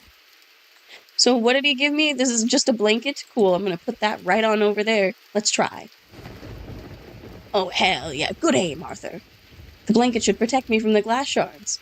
Cool, so now I can get on up there. I hope it's thick enough not to skewer myself on the glass. Climb it. Right. Well, let's go. Go! He's trying. He's scared. It's wet. Well, here we go. It's really fancy. Oh. Jesus Christ! Who are you? You cannot be here. Figuring out how to access the asylum lobby had cost me a great deal of back pain and an insipid cold. There was no way the nurse was going to let me visit the professor, and I didn't want to go through the ordeal of sneaking into the cells again. What's up, locksnakes? I don't know what language that is, but welcome in. Hi! Hello, welcome in! So I employed a weapon that Britons of my social standing knew very well. Oh, you're from Russia. Hello, welcome. Lovely to meet you. Arrogance. Arrogance, what? What's this about me not being able to be here, my good woman? What do you mean, who am I? I'm Dr. Yo, we better say Dr. Jekyll. No, but she needs to believe us. Is Dr. Jekyll too on the nose? Let's say Hesselius. Dr. Hesselius. Dr. Hesselius. I'm from the U.S. Damn it. You refer to me as if you don't know me. I've never seen you around here, Dr. Hesselius. What? You've never? Well, I understand that you may have never noticed my presence in Blackstone. You are just a simple nurse. I am the head nurse, Doctor. Details! I am here because a very serious mistake has been made. One of the patients must be discharged immediately. So, tell me in which cell Professor Nolan Ward is located, and I will apologize to him for this institution's incompetence. I changed my mind. Call the warden and tell him to bring Professor Ward before me. I will wait for him here. Come on!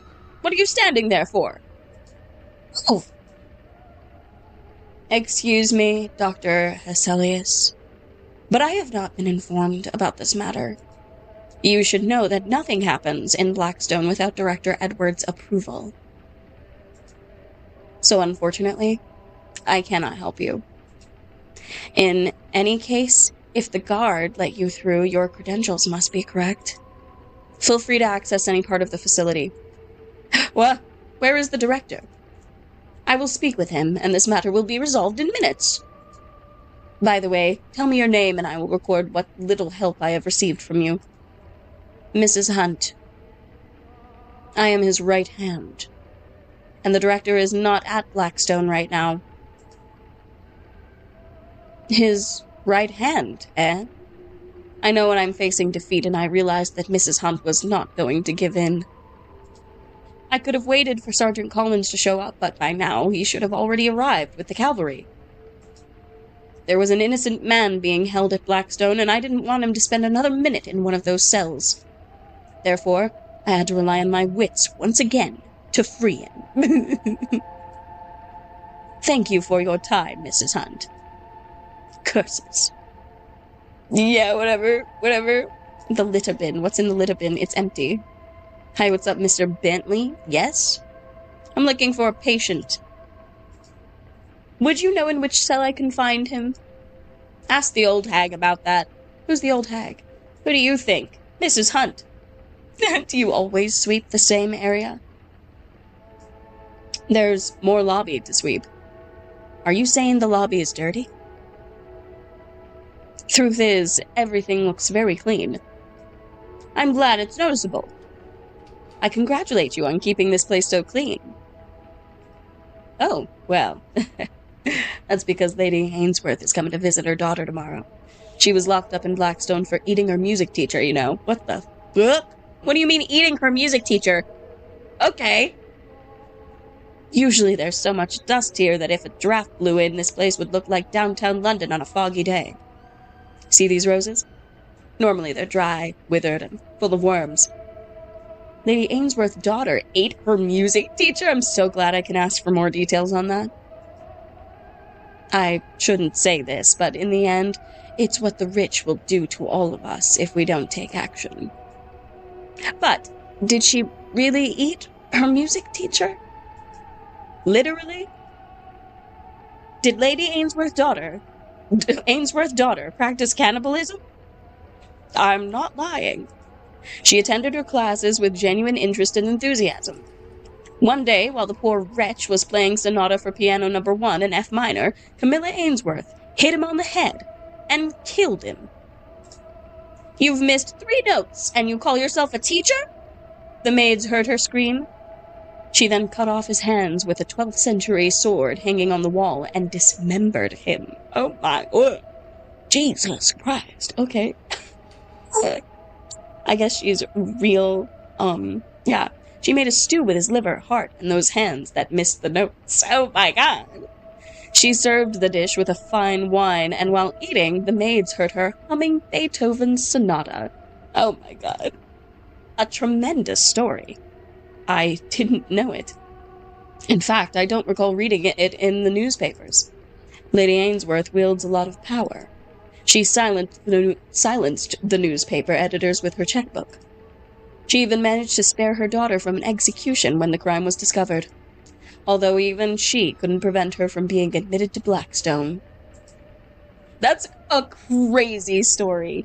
Imagine you're so spoiled and think so incredibly highly of yourself that you are going to, like, music practice with your teacher, and you notice your teacher miss 3 notes, and you get so irate, so upset that you chop them up, dismember them, cut off their hands, and then eat bits of them. What? That is some next level shit. That is some next level shit right there. Holy crap. How old was she? How old was she? I would love to know how old she was when she did this. I gather Lady Ainsworth is someone important. She's been the main benefactor of Blackstone since her daughter was admitted here. She usually donates large sums to the institution.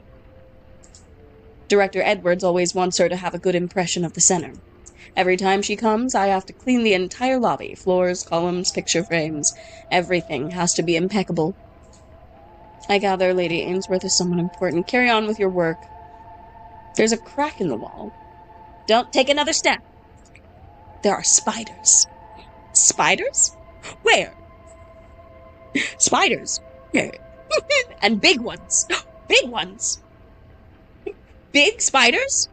What? Where? Giant spiders? Oh no! Where?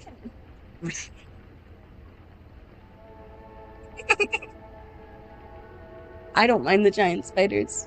I would never mind the giant spiders. Oh, the bust.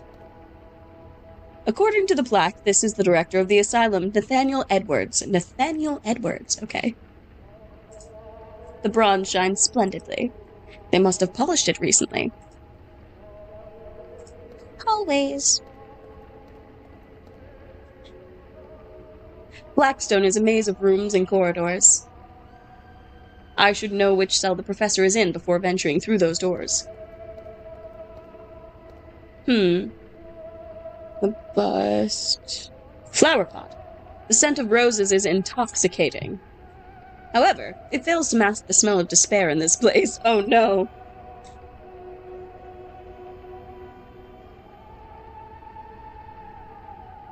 I can't, Take one?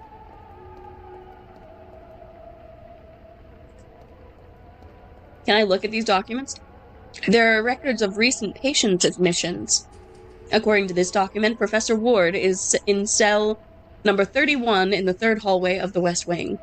I'll take it. Wow. I accidentally spilled ink onto the documents. Oh, no.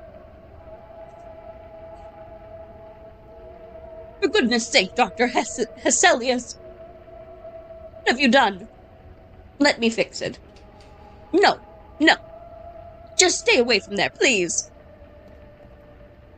What a mess. Goodness. Ooh, I'm gonna take it now.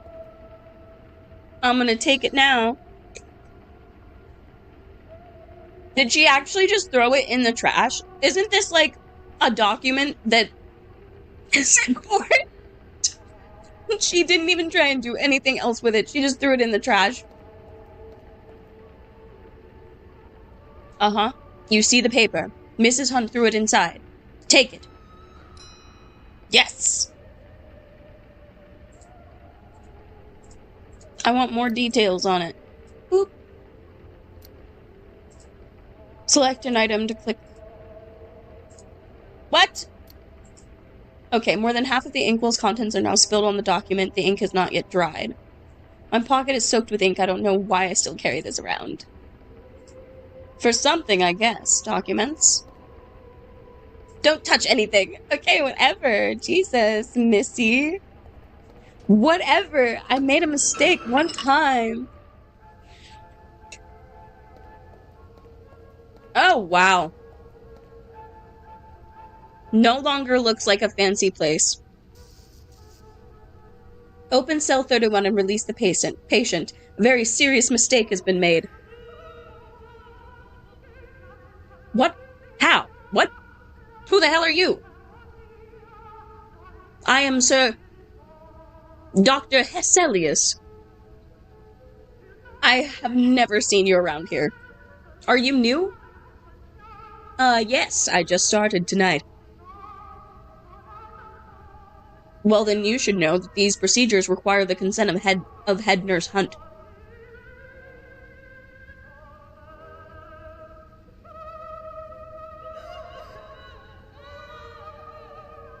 And that said consent must be approved by Director Edwards.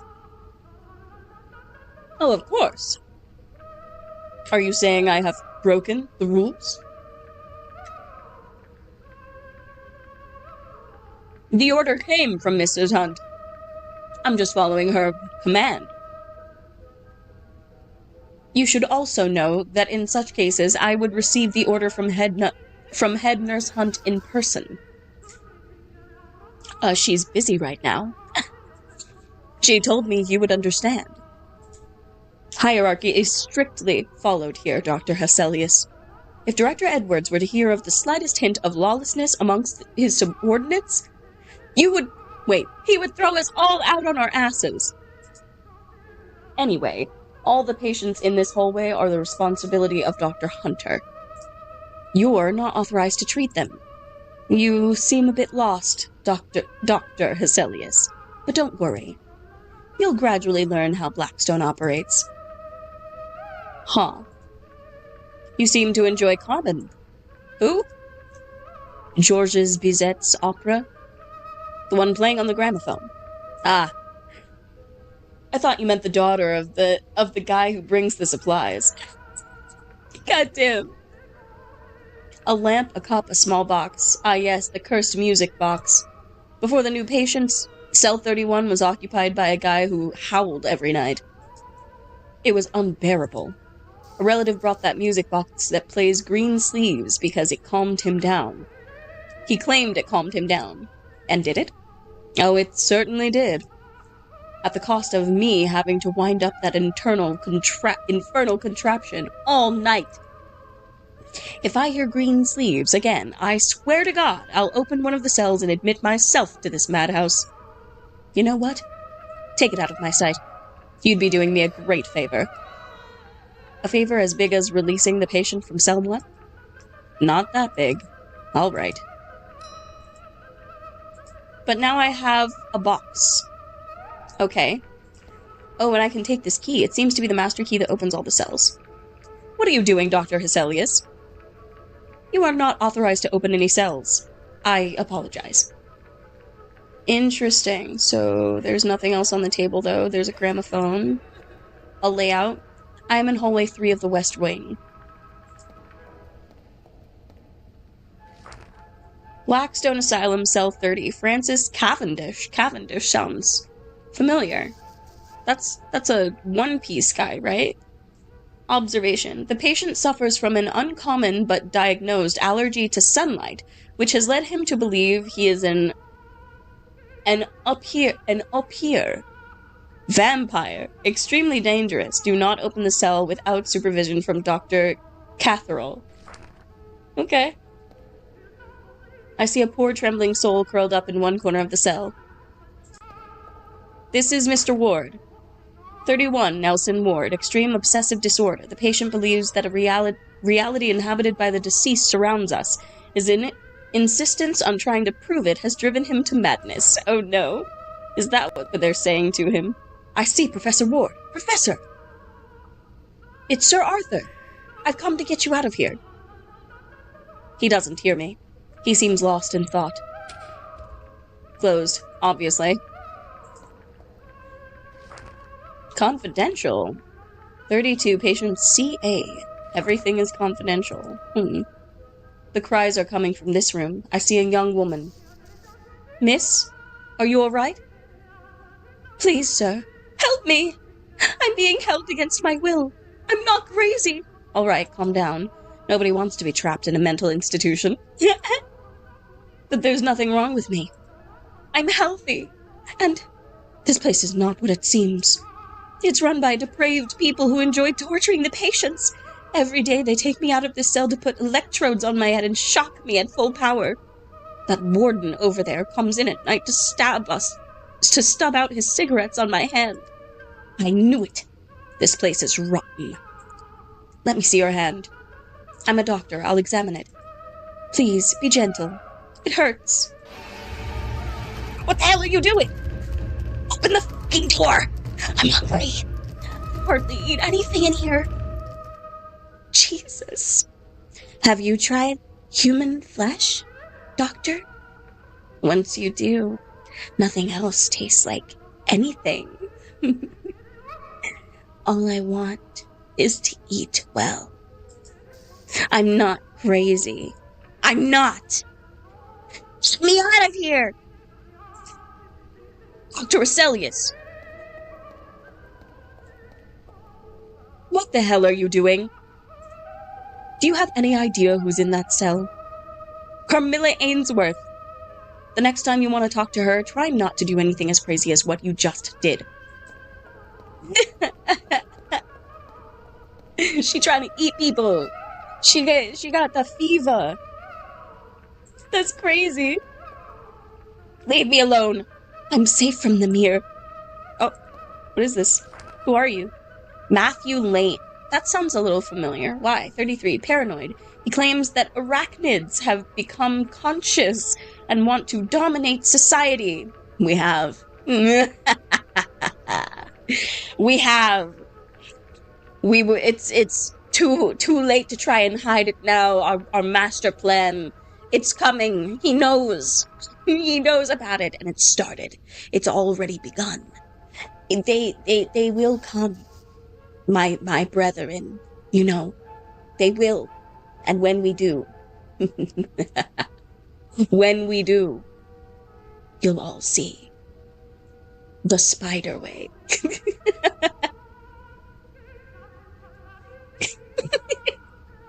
When the patient suffers a violent episode, it is very important not to enter the cell, but rather to try and calm the patient from outside. Okay, so they crawl into your brain through your ears. Did you know? They control your mind. They're controlling all of us. But not me. It won't succeed. Are you one of them? You are, aren't you? Get away from me! You and your legion of hairy offspring, go away! You've nothing to do with me! I'm safe here! I'm safe from them here! No, wait. Do your thing. Fuck. Can I, like, try and calm you? The door needs a key to open.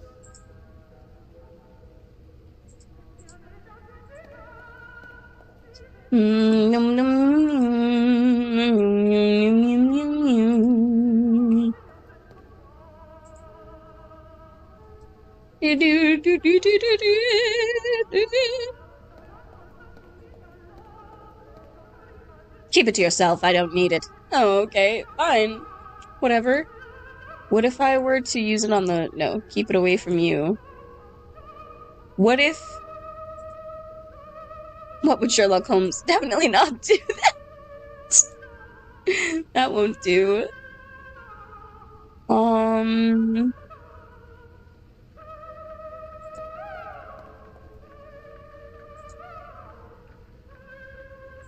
Huh. Yeah, he doesn't hear me. He's speaking. Or wait, he's thinking. Not speaking, thinking.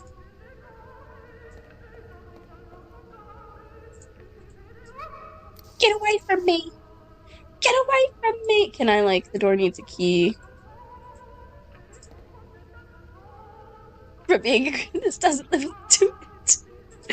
Goodness.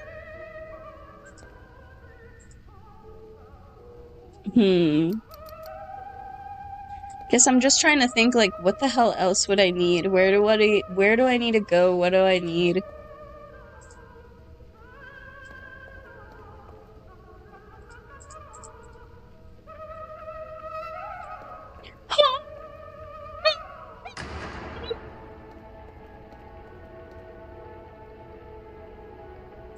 Oh, this painting.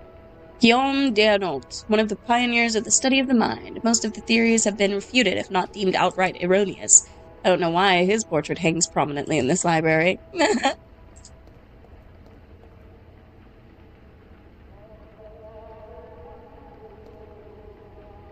don't think this gentleman wants it. Mrs. Hunt? Greensleeves, right. It's said that Henry, the 7th composed it. I don't think this gentleman wants that. I don't want to throw it in the bin. There's nowhere else to go, though. Scent of roses is intoxicating.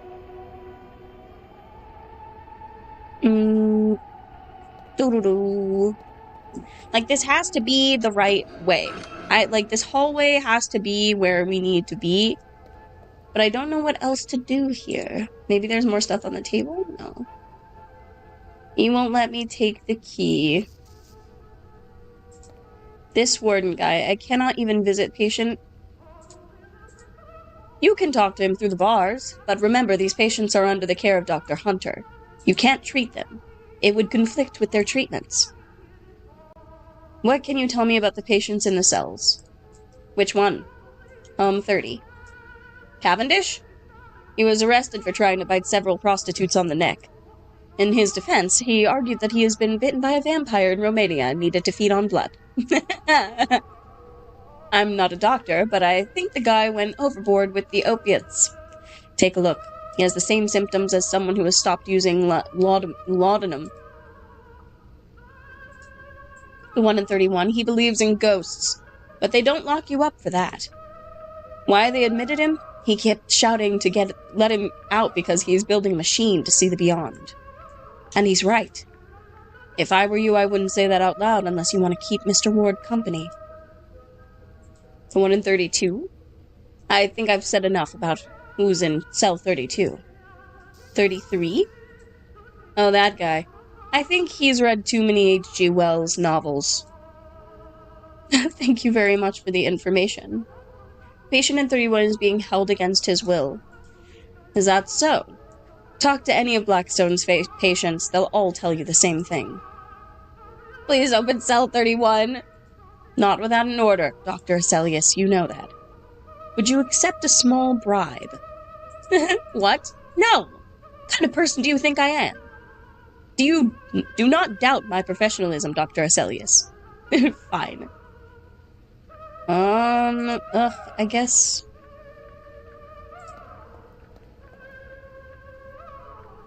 Trembling in the corner. Needs a key to open. Yeah, I know I can't open the door with that, but I can play it, right?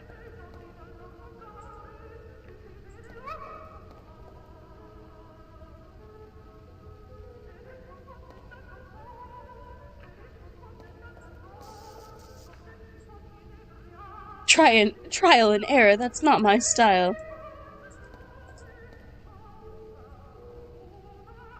Maybe I can, like, slip something into him, or...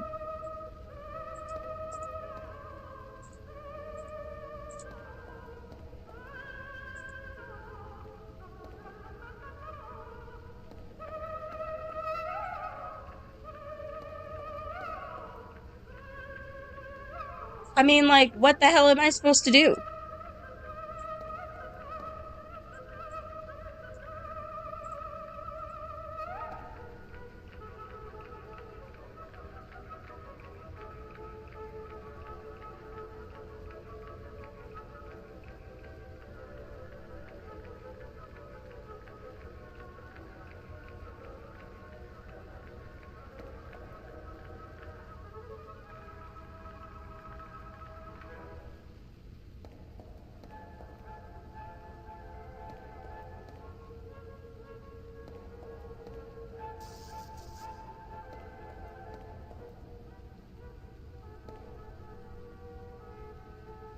What doing?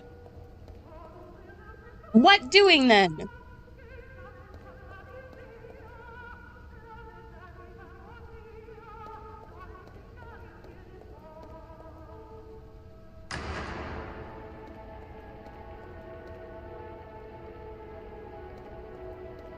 Let's talk to Mrs. Hunt. How can I assist you? They've made a mistake. Can you tell the warden to open Professor Ward's cell? Please? Let me make the situation clear, Dr. Hesselius. You've come about an administrative issue. You claim you have been to Blackstone, although I've never seen you here. Maybe that is true, which is why I have let you move around these premises unsupervised. But don't ask me for more than I'm willing to offer. I hope this settles the matter until you meet with Dr. Edwards. Are we clear? Ugh. They made a mistake, you reckon? Of course. In that case, you should discuss it with Dr. Edwards. What about you? What do you want now? Why don't you get rid of the spiders? I'll do that when I finish cleaning the lobby. A poor sack of sulfur into the crack. That'll kill him. Then I'll fill the crack with cement in case any of those hairy beasts survived and want to escape. The last step will be to hang that picture, and those damn spiders will be forgotten.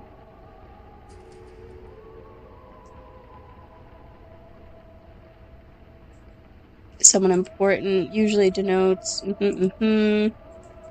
he done took care of everything. I don't want to be held responsible if one of those hairy beasts bites you.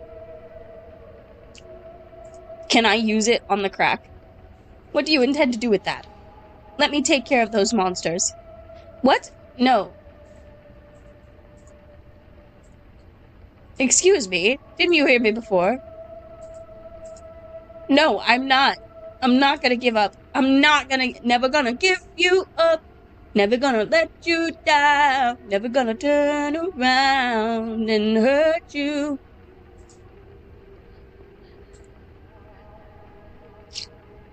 I really would like some spiders. Because if I get some spiders...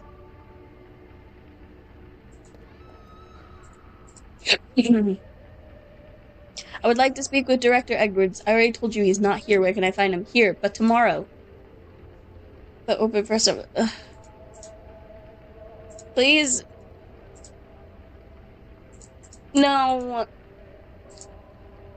A small haunting, yes. Small haunting. Hello, what's up, Moz? Welcome in, welcome in. Hope you're doing well today. Yeah, I really need some spiders, actually. But it won't seemingly let me do anything. Come on, now. I just want to try the things. If I, like, knocked this over, that would cause a scene, right? Don't touch anything. Can I do this for you? Oh no, green sleeves, right? Yeah. God damn it. God damn. Thanks. I hope you're doing well too. I'm doing alright. Doing alright. Can't complain, you know? You know? Mm.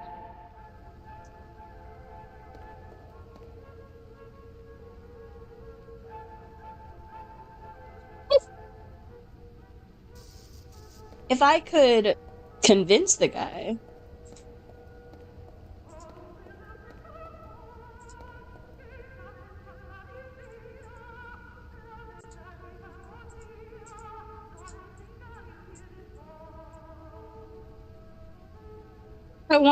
No!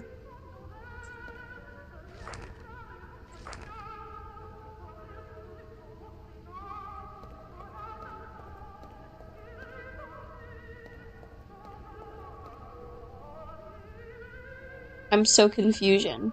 I've got these things, but I don't know what to do with them. This ink is still, like, smudgy.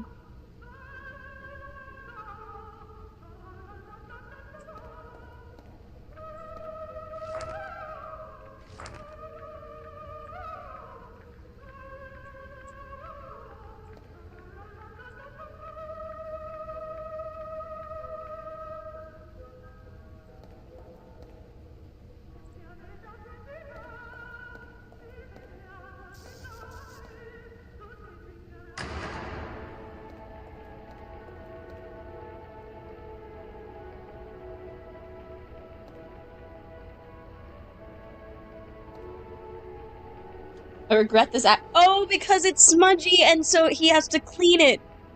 Okay, I get it now. And it'll get him away from the... Okay, I get it now. I get it now. Wait, what the hell is that? I could have sworn everything was clean. It was me. Am I gonna catch a spider in this umbrella?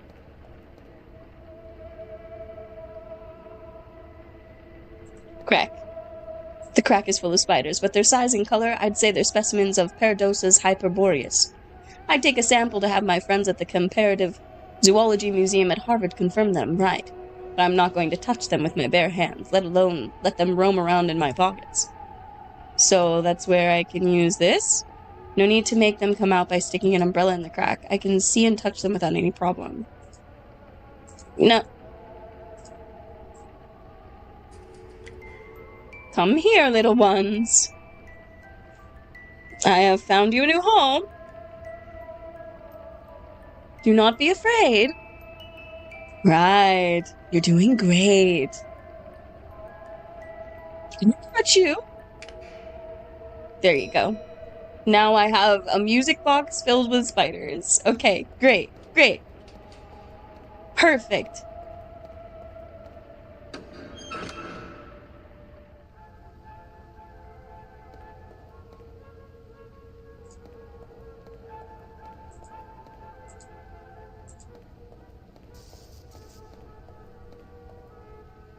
Now we take the music box filled with spiders up to the door. Come on, little ones, be free.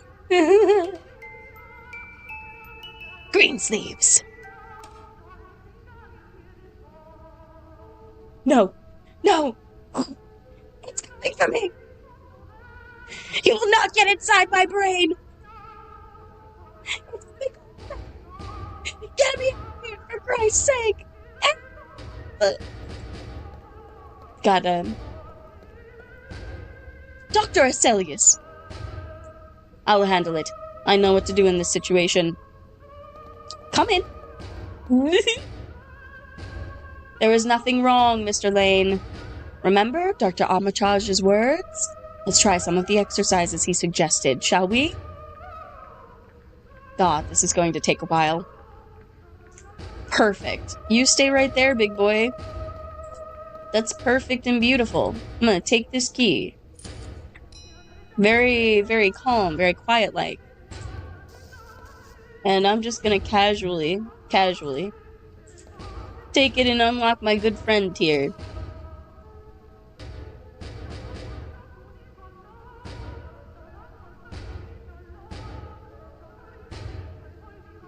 I don't know how long it'll take the warden to calm the patient.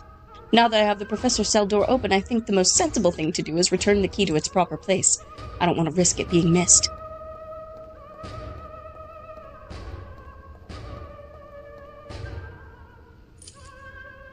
Yes. Good.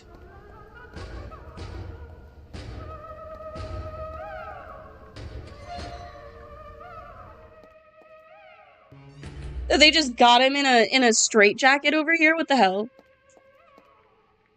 Professor. Ah, Sir Arthur. I've been calling you through the door. Couldn't you hear me? I'm sorry, I was mulling over the design of the Box of Revelations. But for that, I'd need the Scarlet Stone. Okay. The Scarlet Stone? I suppose that is what Professor Patrick Moore has gone to fetch in Scotland. What? Did you drive Patrick into this? How could you be so foolish? By the way, what are you doing here?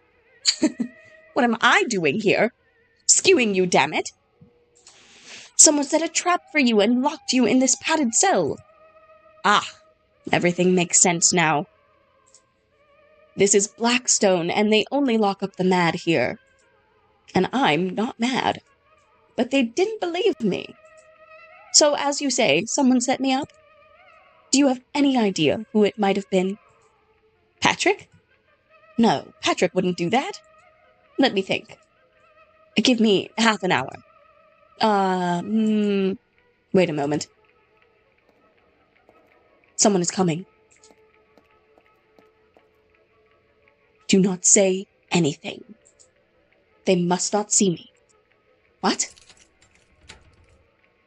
How strange. I could swear I locked this cell. This poor wretch is so harmless that I guess I didn't even consider him. Take your time, sir. If you need me, I'll be by the hallway entrance. Door.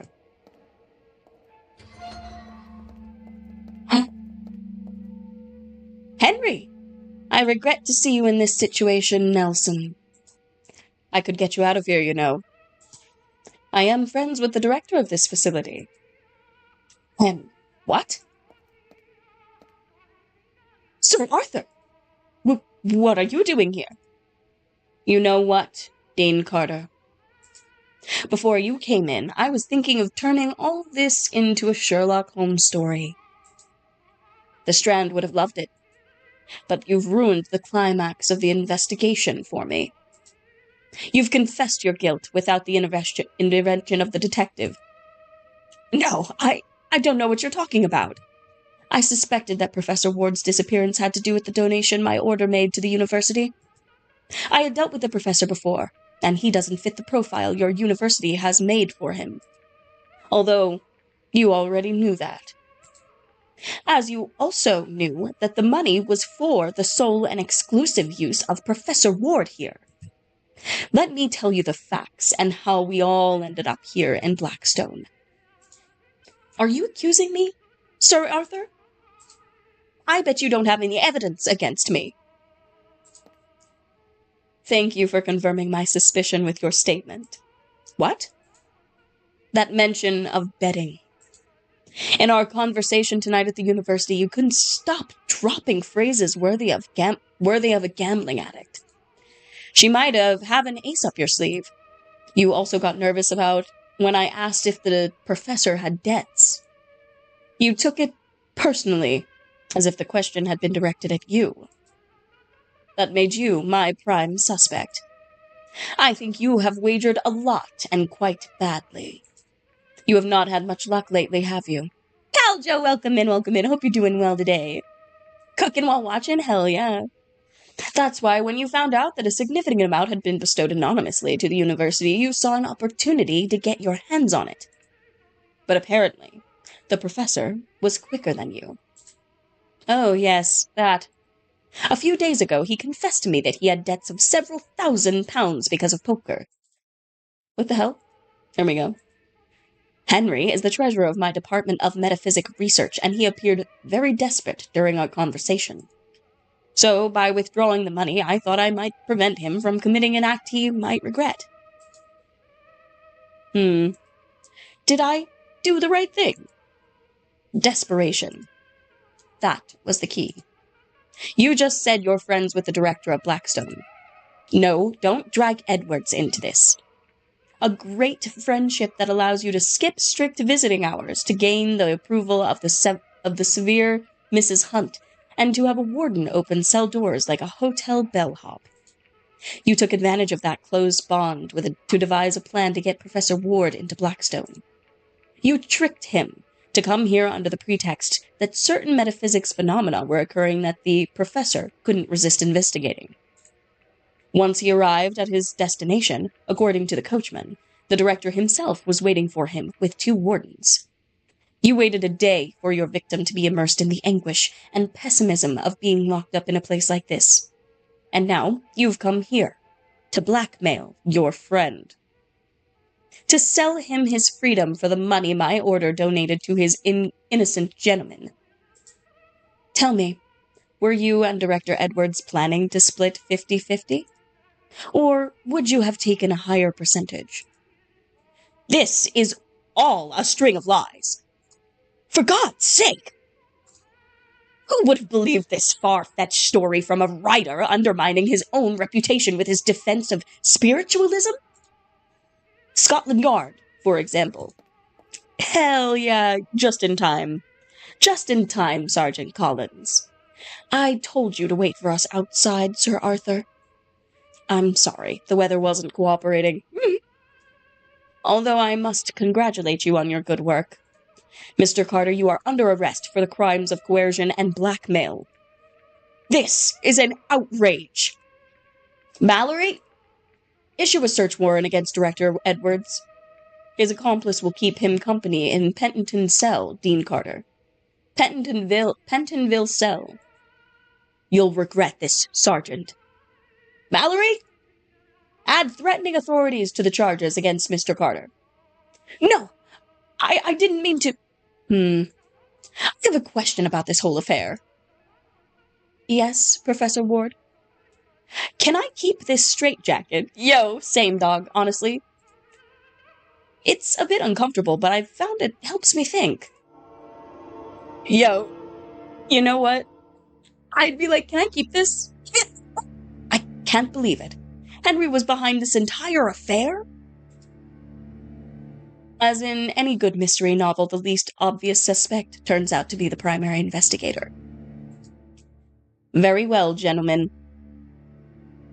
If we've finished with these trifling matters, shall we move on to more pressing concerns? Souvenir, no, exactly. Thank you. Here we have the Box of Revelations, an artifact of my own invention, founded by Mr. Conan Doyle and his order. Thanks to the preliminary work of my friends Patrick and Beatrice, with a few adjustments, I can have this contraption operational by tonight. So, if you'll allow me half an hour, we can proceed and test the machine's effectiveness at 34 Benwell Street. The preternatural activity there is very high. Any questions?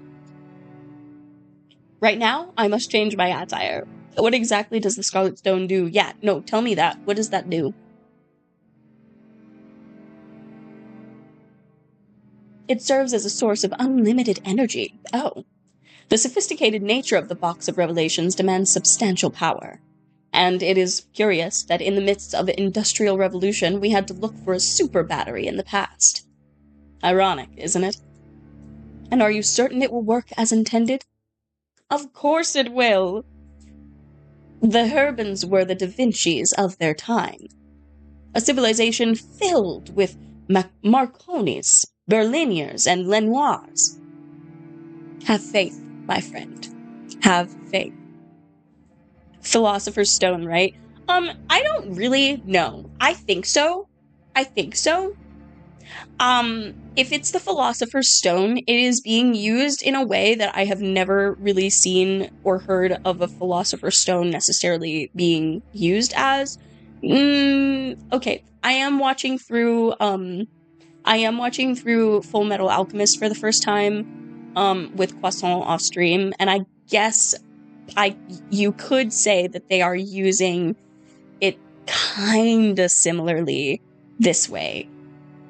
But not really. Because yes, in Full Metal Alchemist, they do use the stones to, power their own alchemical powers and everything. A machine, I don't think I've ever seen them do that. At least not yet. They've used humans to power other things. I won't, spoil anything, just in case. They've used humans to power other things, but I don't think it's been used the other way around yet. I don't know. I think that you're right, though. I think it's supposed to be some sort of a play on the Philosopher's Stone. I've been investigating 34 Benwell Street. Really? I made contact with an entity. Likely old Highmore, I presume. He was accused of the disappearance of several women from East End. Unable to endure such infamy, he hanged himself from the basement beam. Were you able to engage in conversation with him? Yes. Two-way communication! What did he say? He practically kicked me out of his house. That confirms our suspicions that ghosts are not benevolent entities. Have you taken notes, Sir Arthur? Precautions are necessary in that household. By the way, Mr. Conan Doyle will be accompanying us tonight. Right now, I must change my attire. I've just returned from a lengthy journey and my clothes are soiled. Ah, Patrick, always so meticulous. We're conducting an investigation, not attending a fashion show. Let's not delay science with trivial matters. So, if you allow me half an hour, we can proceed and test the machine's effectiveness at 34 Benwell Street. The preternatural activity there is very high. Any questions? I believe we've covered this already. Really? Well, in that case, let's get moving. It's done. The gentleman guarding the house will let us work in peace. There's nothing like a few pounds and a bottle of whiskey to ensure a successful deal. Wonderful. Gentlemen, miss, we stand before 34 Benwell Street. I'll summarize its history in 4 lines. Or maybe 5. In 10, I think. Professor, remember when you said to let you know if you ever started rambling? I remember perfectly. Well, this is one of those moments. Is that so? Thank you very much, Patrick. I don't know what I'd do without him. Right. The phenomena in this house began after the suicide of its first owner. Thomas Highmore was unjustly accused of the disappearance of several women from the East End. No trial took place, as the evidence against him was weak. I suppose it was all due to some grudge. Someone wanted to frame him to tarnish his reputation. And they succeeded. Poor Thomas Highmore couldn't live with the stain on his honor, so he hanged himself from one of the basement beams. Since then, metaphysic phenomena have driven away all who have lived here. Patrick managed to make contact with the spirit of, we assume, Thomas Highmore. I want to issue a warning before we enter. Ghosts can be violent entities. We must exercise extreme caution. All of our studies confirm Patrick's words. That's all for now. Are you ready to... If you'll excuse me. Nervous, my friend? No, quite the opposite. I'm eager to enter that house. I find it hard to interpret others' feelings. But I believe there's something bothering you. Why didn't you inform me about this house? I had to find out from a notebook I found in your room? Or the box of revelations, damn it. Why did you hide that you were making it? Why didn't you tell me about the donation from the Hermetic Order or the Golden Dawn? I thought we were more than just colleagues. I thought we were friends. That is exactly why. What? How many times have we investigated a place and found no evidence? This house could have been just another one. But thanks to your research, we know it's the place we've been seeking. What's up, pancakes? I am still streaming. What's up? The box of revelations was nothing but a crazy theory based on the prototype of your magnetic field dispenser. The ectoplasm of England's most reviled medium, a relic whose origin is lost to the mists of time. It was impossible for it to work, no matter how much money Sir Arthur's eccentric friends donated. But it works. Thanks to you. Without your help, none of this would have happened. You're not answering me. Why did you hide all this from me? Why did you leave me out? Because I didn't want you to end up like me. Look at me. Since I was a child, I've been obsessed with the mystery of the beyond. I've reached old age, and what have I learned about it? Nothing! Just a handful of hypotheses and disappointments. Oh God, something, yes it will. You have a bright future ahead. You're an excellent professor and engaged to a beautiful lady. I did not want you to throw your life away by staying by the side of an old man who still cannot put his shoes on the right feet. That's the answer you sought. You are my friend, Patrick. My only friend, along with Beatrice. Never doubt that. I decided many years ago to investigate these phenomena. It's my life. Nothing can change that. And I'm no longer engaged to Rose. Oh, I'm sorry to hear that. I appreciate your words. I'm without a fiancé and without money. The only thing that keeps me going is this. And if I become someone like you, it will be a pleasure. Oh, I don't know what to say. Say that we're going to enter that house and make history. That's exactly what we'll do. Shall we? After you. Oh, it's about friendship the whole time! Is there no chance of reconciliation with Rose? No. She might reconsider. She won't. You sure about that? Very sure. That's a relief. I've been holding on to this for years, so now I can say it.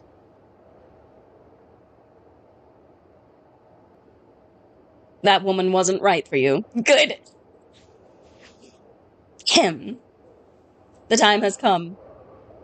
Tomorrow the whole world will wake up to the news that the beyond exists. Lego. We will provide irrefutable visual and auditory evidence of this fact. Lego, y'all. Let's go into that house and make history. Lego! Before we begin, I want Sir Arthur to familiarize himself with the box of revelations. Its mechanism is quite complex, so I'll summarize how it works. If you woke up one morning and Elmo was pointing a gun at you, what did you do to tick him off? I said no to him on set. Let's break it down. The ectoplasmic sample from the deceased medium Florence Cook will act as a link and channel between both worlds. Please, someone know. Please tell me someone knows about the Elmo video. Please, tell me you said what? Please tell me somebody else knows about that Elmo video. Elmo behind the scenes, please tell me somebody knows.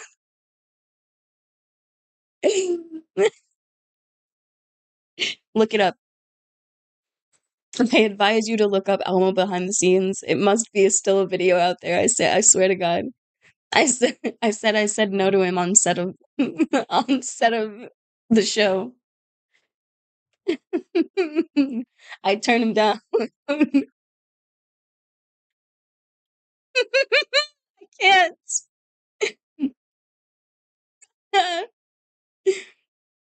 Oh God.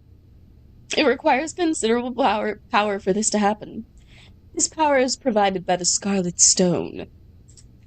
Legend has it that this technological artifact opens portals to other worlds which would benefit our purpose. Although it's nothing more than a powerful energy generator. Lastly, Eugene Wood's photographic plates will capture everything that happens while the machine is running. I have managed to divide the plate into sections which will allow us to take up to 45 photographs. Oh, wow. Oh. Are you stepping down? No, exactly. While Sir Arthur was recounting his dull chronicle in Blackstone, I took the liberty of making a small modification to the Box of Revelations. I added a phonographic cylinder to record all the sounds around us. Ready, Sir Arthur? I am ready, Professor. Beatrice? Whenever you want. Would you do the honors, Patrick? It will be a pleasure. Turn on the Box of Revelations, Patrick. The immediate project's patron, Sir Arthur Conan. Basically a call effect. Next, we will increase the machine's power. There's a dial with 10 positions from 0 to 100. Would you be so kind as to turn the dial to number 10, Professor Moore? Elmo got small. No, I got Elmo. I'm starting to get cold. Indeed, the temperature has dropped. I like the sound a lot. A good sign, yes, sir? A very good sign. I believe we can proceed to make contact. Thomas? Thomas Highmore. Your presence is required on this side of the veil. Beatrice, lend me a hand. You're better at this. Focus on my voice, Thomas Highmore. Follow my words. Advance in the darkness towards us. We desire your presence. My goodness. Thomas Highmore? Are you Thomas Highmore? I can't believe my eyes. Mr. Highmore. He doesn't seem to hear me. What is that upstairs, though? Patrick, turn the dial to number 20. Bitch.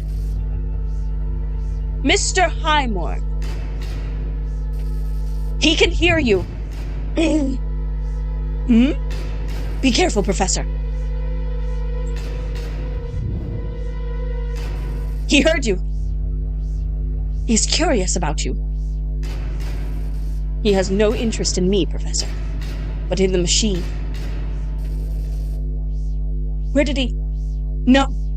Stay a little longer! The machine's energy may not be enough to keep the entity with us. We should increase to 30. Do you agree, Patrick? Is everything okay, Beatrice? Beatrice? Yes, I'm fine. I felt a slight dizziness. Maybe it's the machine's hum. It's a very piercing sound. It is. I like it. What do you say, Patrick? Should we go up to 30? Going up to 30. Wait a moment. What's wrong, Sir Arthur? Are we sure about this? What do you mean? I don't know. But I think we should stop the experiment. Stop? We've gone as far as any mortal can go in metaphysic research. That's what I mean, Professor Ward. What we have achieved today is unprecedented. We can repeat the experiment another time. Maybe in a safer place? Are you scared, Sir Arthur? Scared is not the word. Cautious would be more accurate. Something tells me we should not continue. Patrick, what do you think? I'm sorry, Sir Arthur. Yeah, no, crank it up! I want to see what happens. What happened? Did you see something, Beatrice? No, nothing at all. We'll have to go up too. Oh, shit! Did you see them? For God's sake, did you see them? They were a legion of ghosts. They were women. And children. You are more reasonable than Professor Ward. Stop this, please! Patrick, allow me a moment. What are you afraid of, Sir Arthur? I think this is getting out of hand, Professor. Are you serious? We haven't even scratched the surface. You frequent spirit sessions. What do you expect to find, if not this, when you visit those mediums? I'm just saying we should take it easy. The Box of Revelations has recorded the whole session. The material we have is enough for our purpose. Enough? The machine is only operated at 30% of its capacity. That's kind of crazy, actually. What do you mean 30%? Who knows what wonders await us if we turn the dial to its limit? I'm very intrigued. That is what worries me, Professor. Anyway, I don't want to discuss this further. As the project's patron, I demand that to hell with your patronage, and to hell with your stupid Order of the Golden Dawn. You wanted information. You wanted power? Well, this is what happens when we peek into the beyond. What did you expect? Beatrice? Oh, Beatrice's eyes are red. I see that. Are you alright? Oh, no. Not Beatrice. Oh, God. What if the rest of this turned into, like, a creepy, we have to keep away from her type dealio? Is that what's gonna happen? Ain't no way. Sir Arthur! Sir Arthur? Can you hear me? Are you alright? What? Oh. Yes. I'm in shock. What happened? Where are the others? Beatrice attacked us and took the machine. The professor went after her. He said she was possessed. Is that possible? I saw her eyes when she was about to throw me against that wall with superhuman force. Florence Cook was possessed moments before she was killed by a spirit who had tormented her since childhood. Oh God, it is possible. Beatrice Shaw has been possessed by the spirit of Thomas Highmore. What are we going to do? Find our friends and get out of here. Come on, get up. No, I can't put weight on my foot. I twisted my ankle when struggling with Beatrice. I was trying to help the professor, but it doesn't matter. Stay here. I'll come back for you.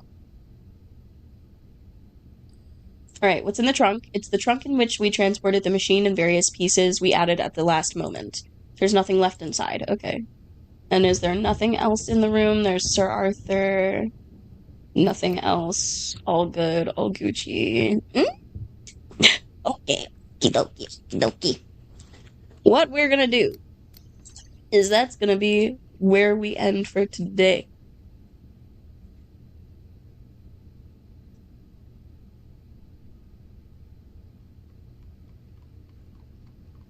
Fuck.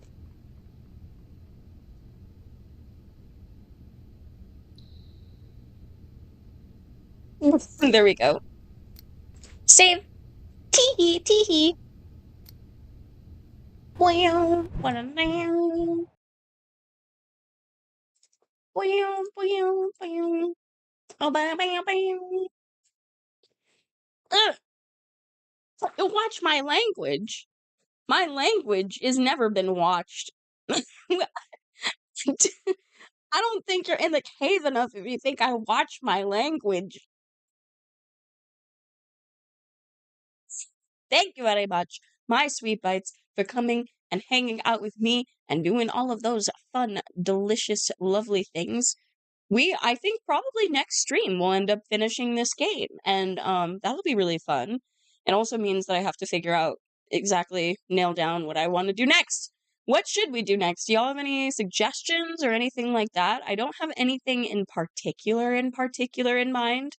I do have a list of games. I do have a list of games that I just like we could play next after we finish this. So yeah. Yeah, it can be a horror game. Let's stick to, if it's not a horror game, don't recommend anything that's like a huge RPG. The only other huge RPG we're gonna play for the channel, at least right now, is gonna continuing our Skyrim streams. So that's the only big like open world, but smaller story-driven games, it doesn't necessarily have to be horror related. But horror related will get a little bit of extra a little bit of extra attention. Don't you leave me here. My head still hurts from my migraine. I'm so sorry. The fragile psyche will need to remain fragile at this time. It will need to remain fragile at this time.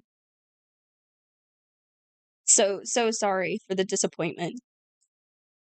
Do do ba-da-do, boo boo, ba-da-do. But I thank you very much for being here.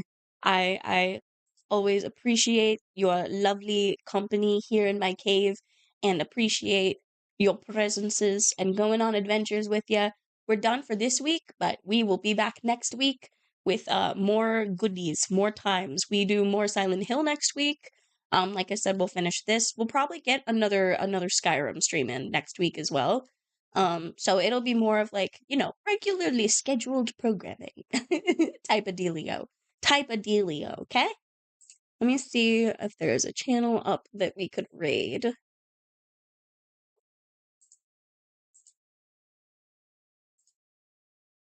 Do. Idols of Ash. Why do I know that name?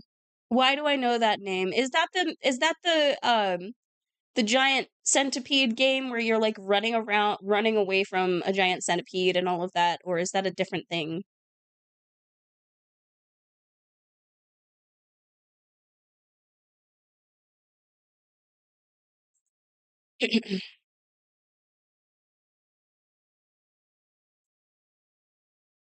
It is? That's that one? Okay. See, like that would be pretty interesting. I might be able to do that. We'll have to see though, because I think that's not a free game, right? Or is it free right now on itch? That's the big thing, is like my computer still tries to act like it has trouble running even things like the point and click we're playing today. So I worry about it. I worry about it on a regular basis. It's free, but you can donate. Okay. Interesting. Interesting. Well, we're gonna go ahead and raid out to HydraCore. Um, it says that they were playing Marvel Rivals, but it looks like they're looking around at some things right now. But you go and have a lovely time with them. I appreciate you, Bites. I shall see you another time. You are lovely and wonderful.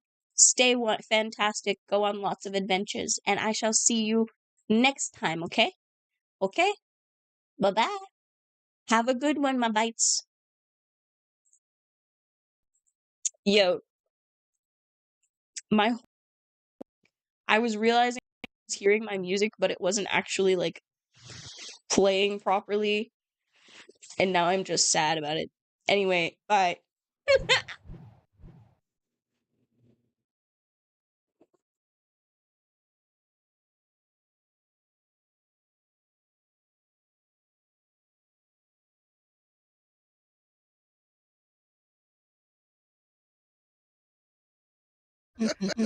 You can't get rid of me now, Ember. You're stuck with me forever. Wait, what? Who's raiding? Small. Thank you for the raid. What's up? How you doing? Welcome in. It's a baby. What's up? How was your stream? What was you playing? Oh yeah, look, I will totally be your guinea pig. Well, your test cow for the How site. are you? Because I really want to test everything out for you. Because I just love helping people. I just love being helpful to my friends and stuff. Like I'm always like. Welcome in. I don't think I've met you before. How are you? Being home today, lovely little point and click adventure. Ooh, that sounds awesome. Let's see if I Well, got you followed me for a while. Do I have any packages? Oh, there's something. But I appreciate the raid. Yeah, I'm starting to do day streams. Yeah, thanks to my job, you know, saying, hey, we're gonna give you a terrible schedule. Day streams from now on. Love it. But what are you up to? And how was the haunting game? I didn't play more horror games, to be honest. Make big pull. If you got the pull, then make the big pull. I don't. No. Thank you for joining in for a little bit, Blood Wolf. Thank you. Nope, that's not what I'm looking for. Yo, hat. Wait. I have not received the email yet. I'm waiting. Mushy. I'm waiting. Big pull with me. So much. Pull? Okay. I can Pull. go pull. Me make big pull.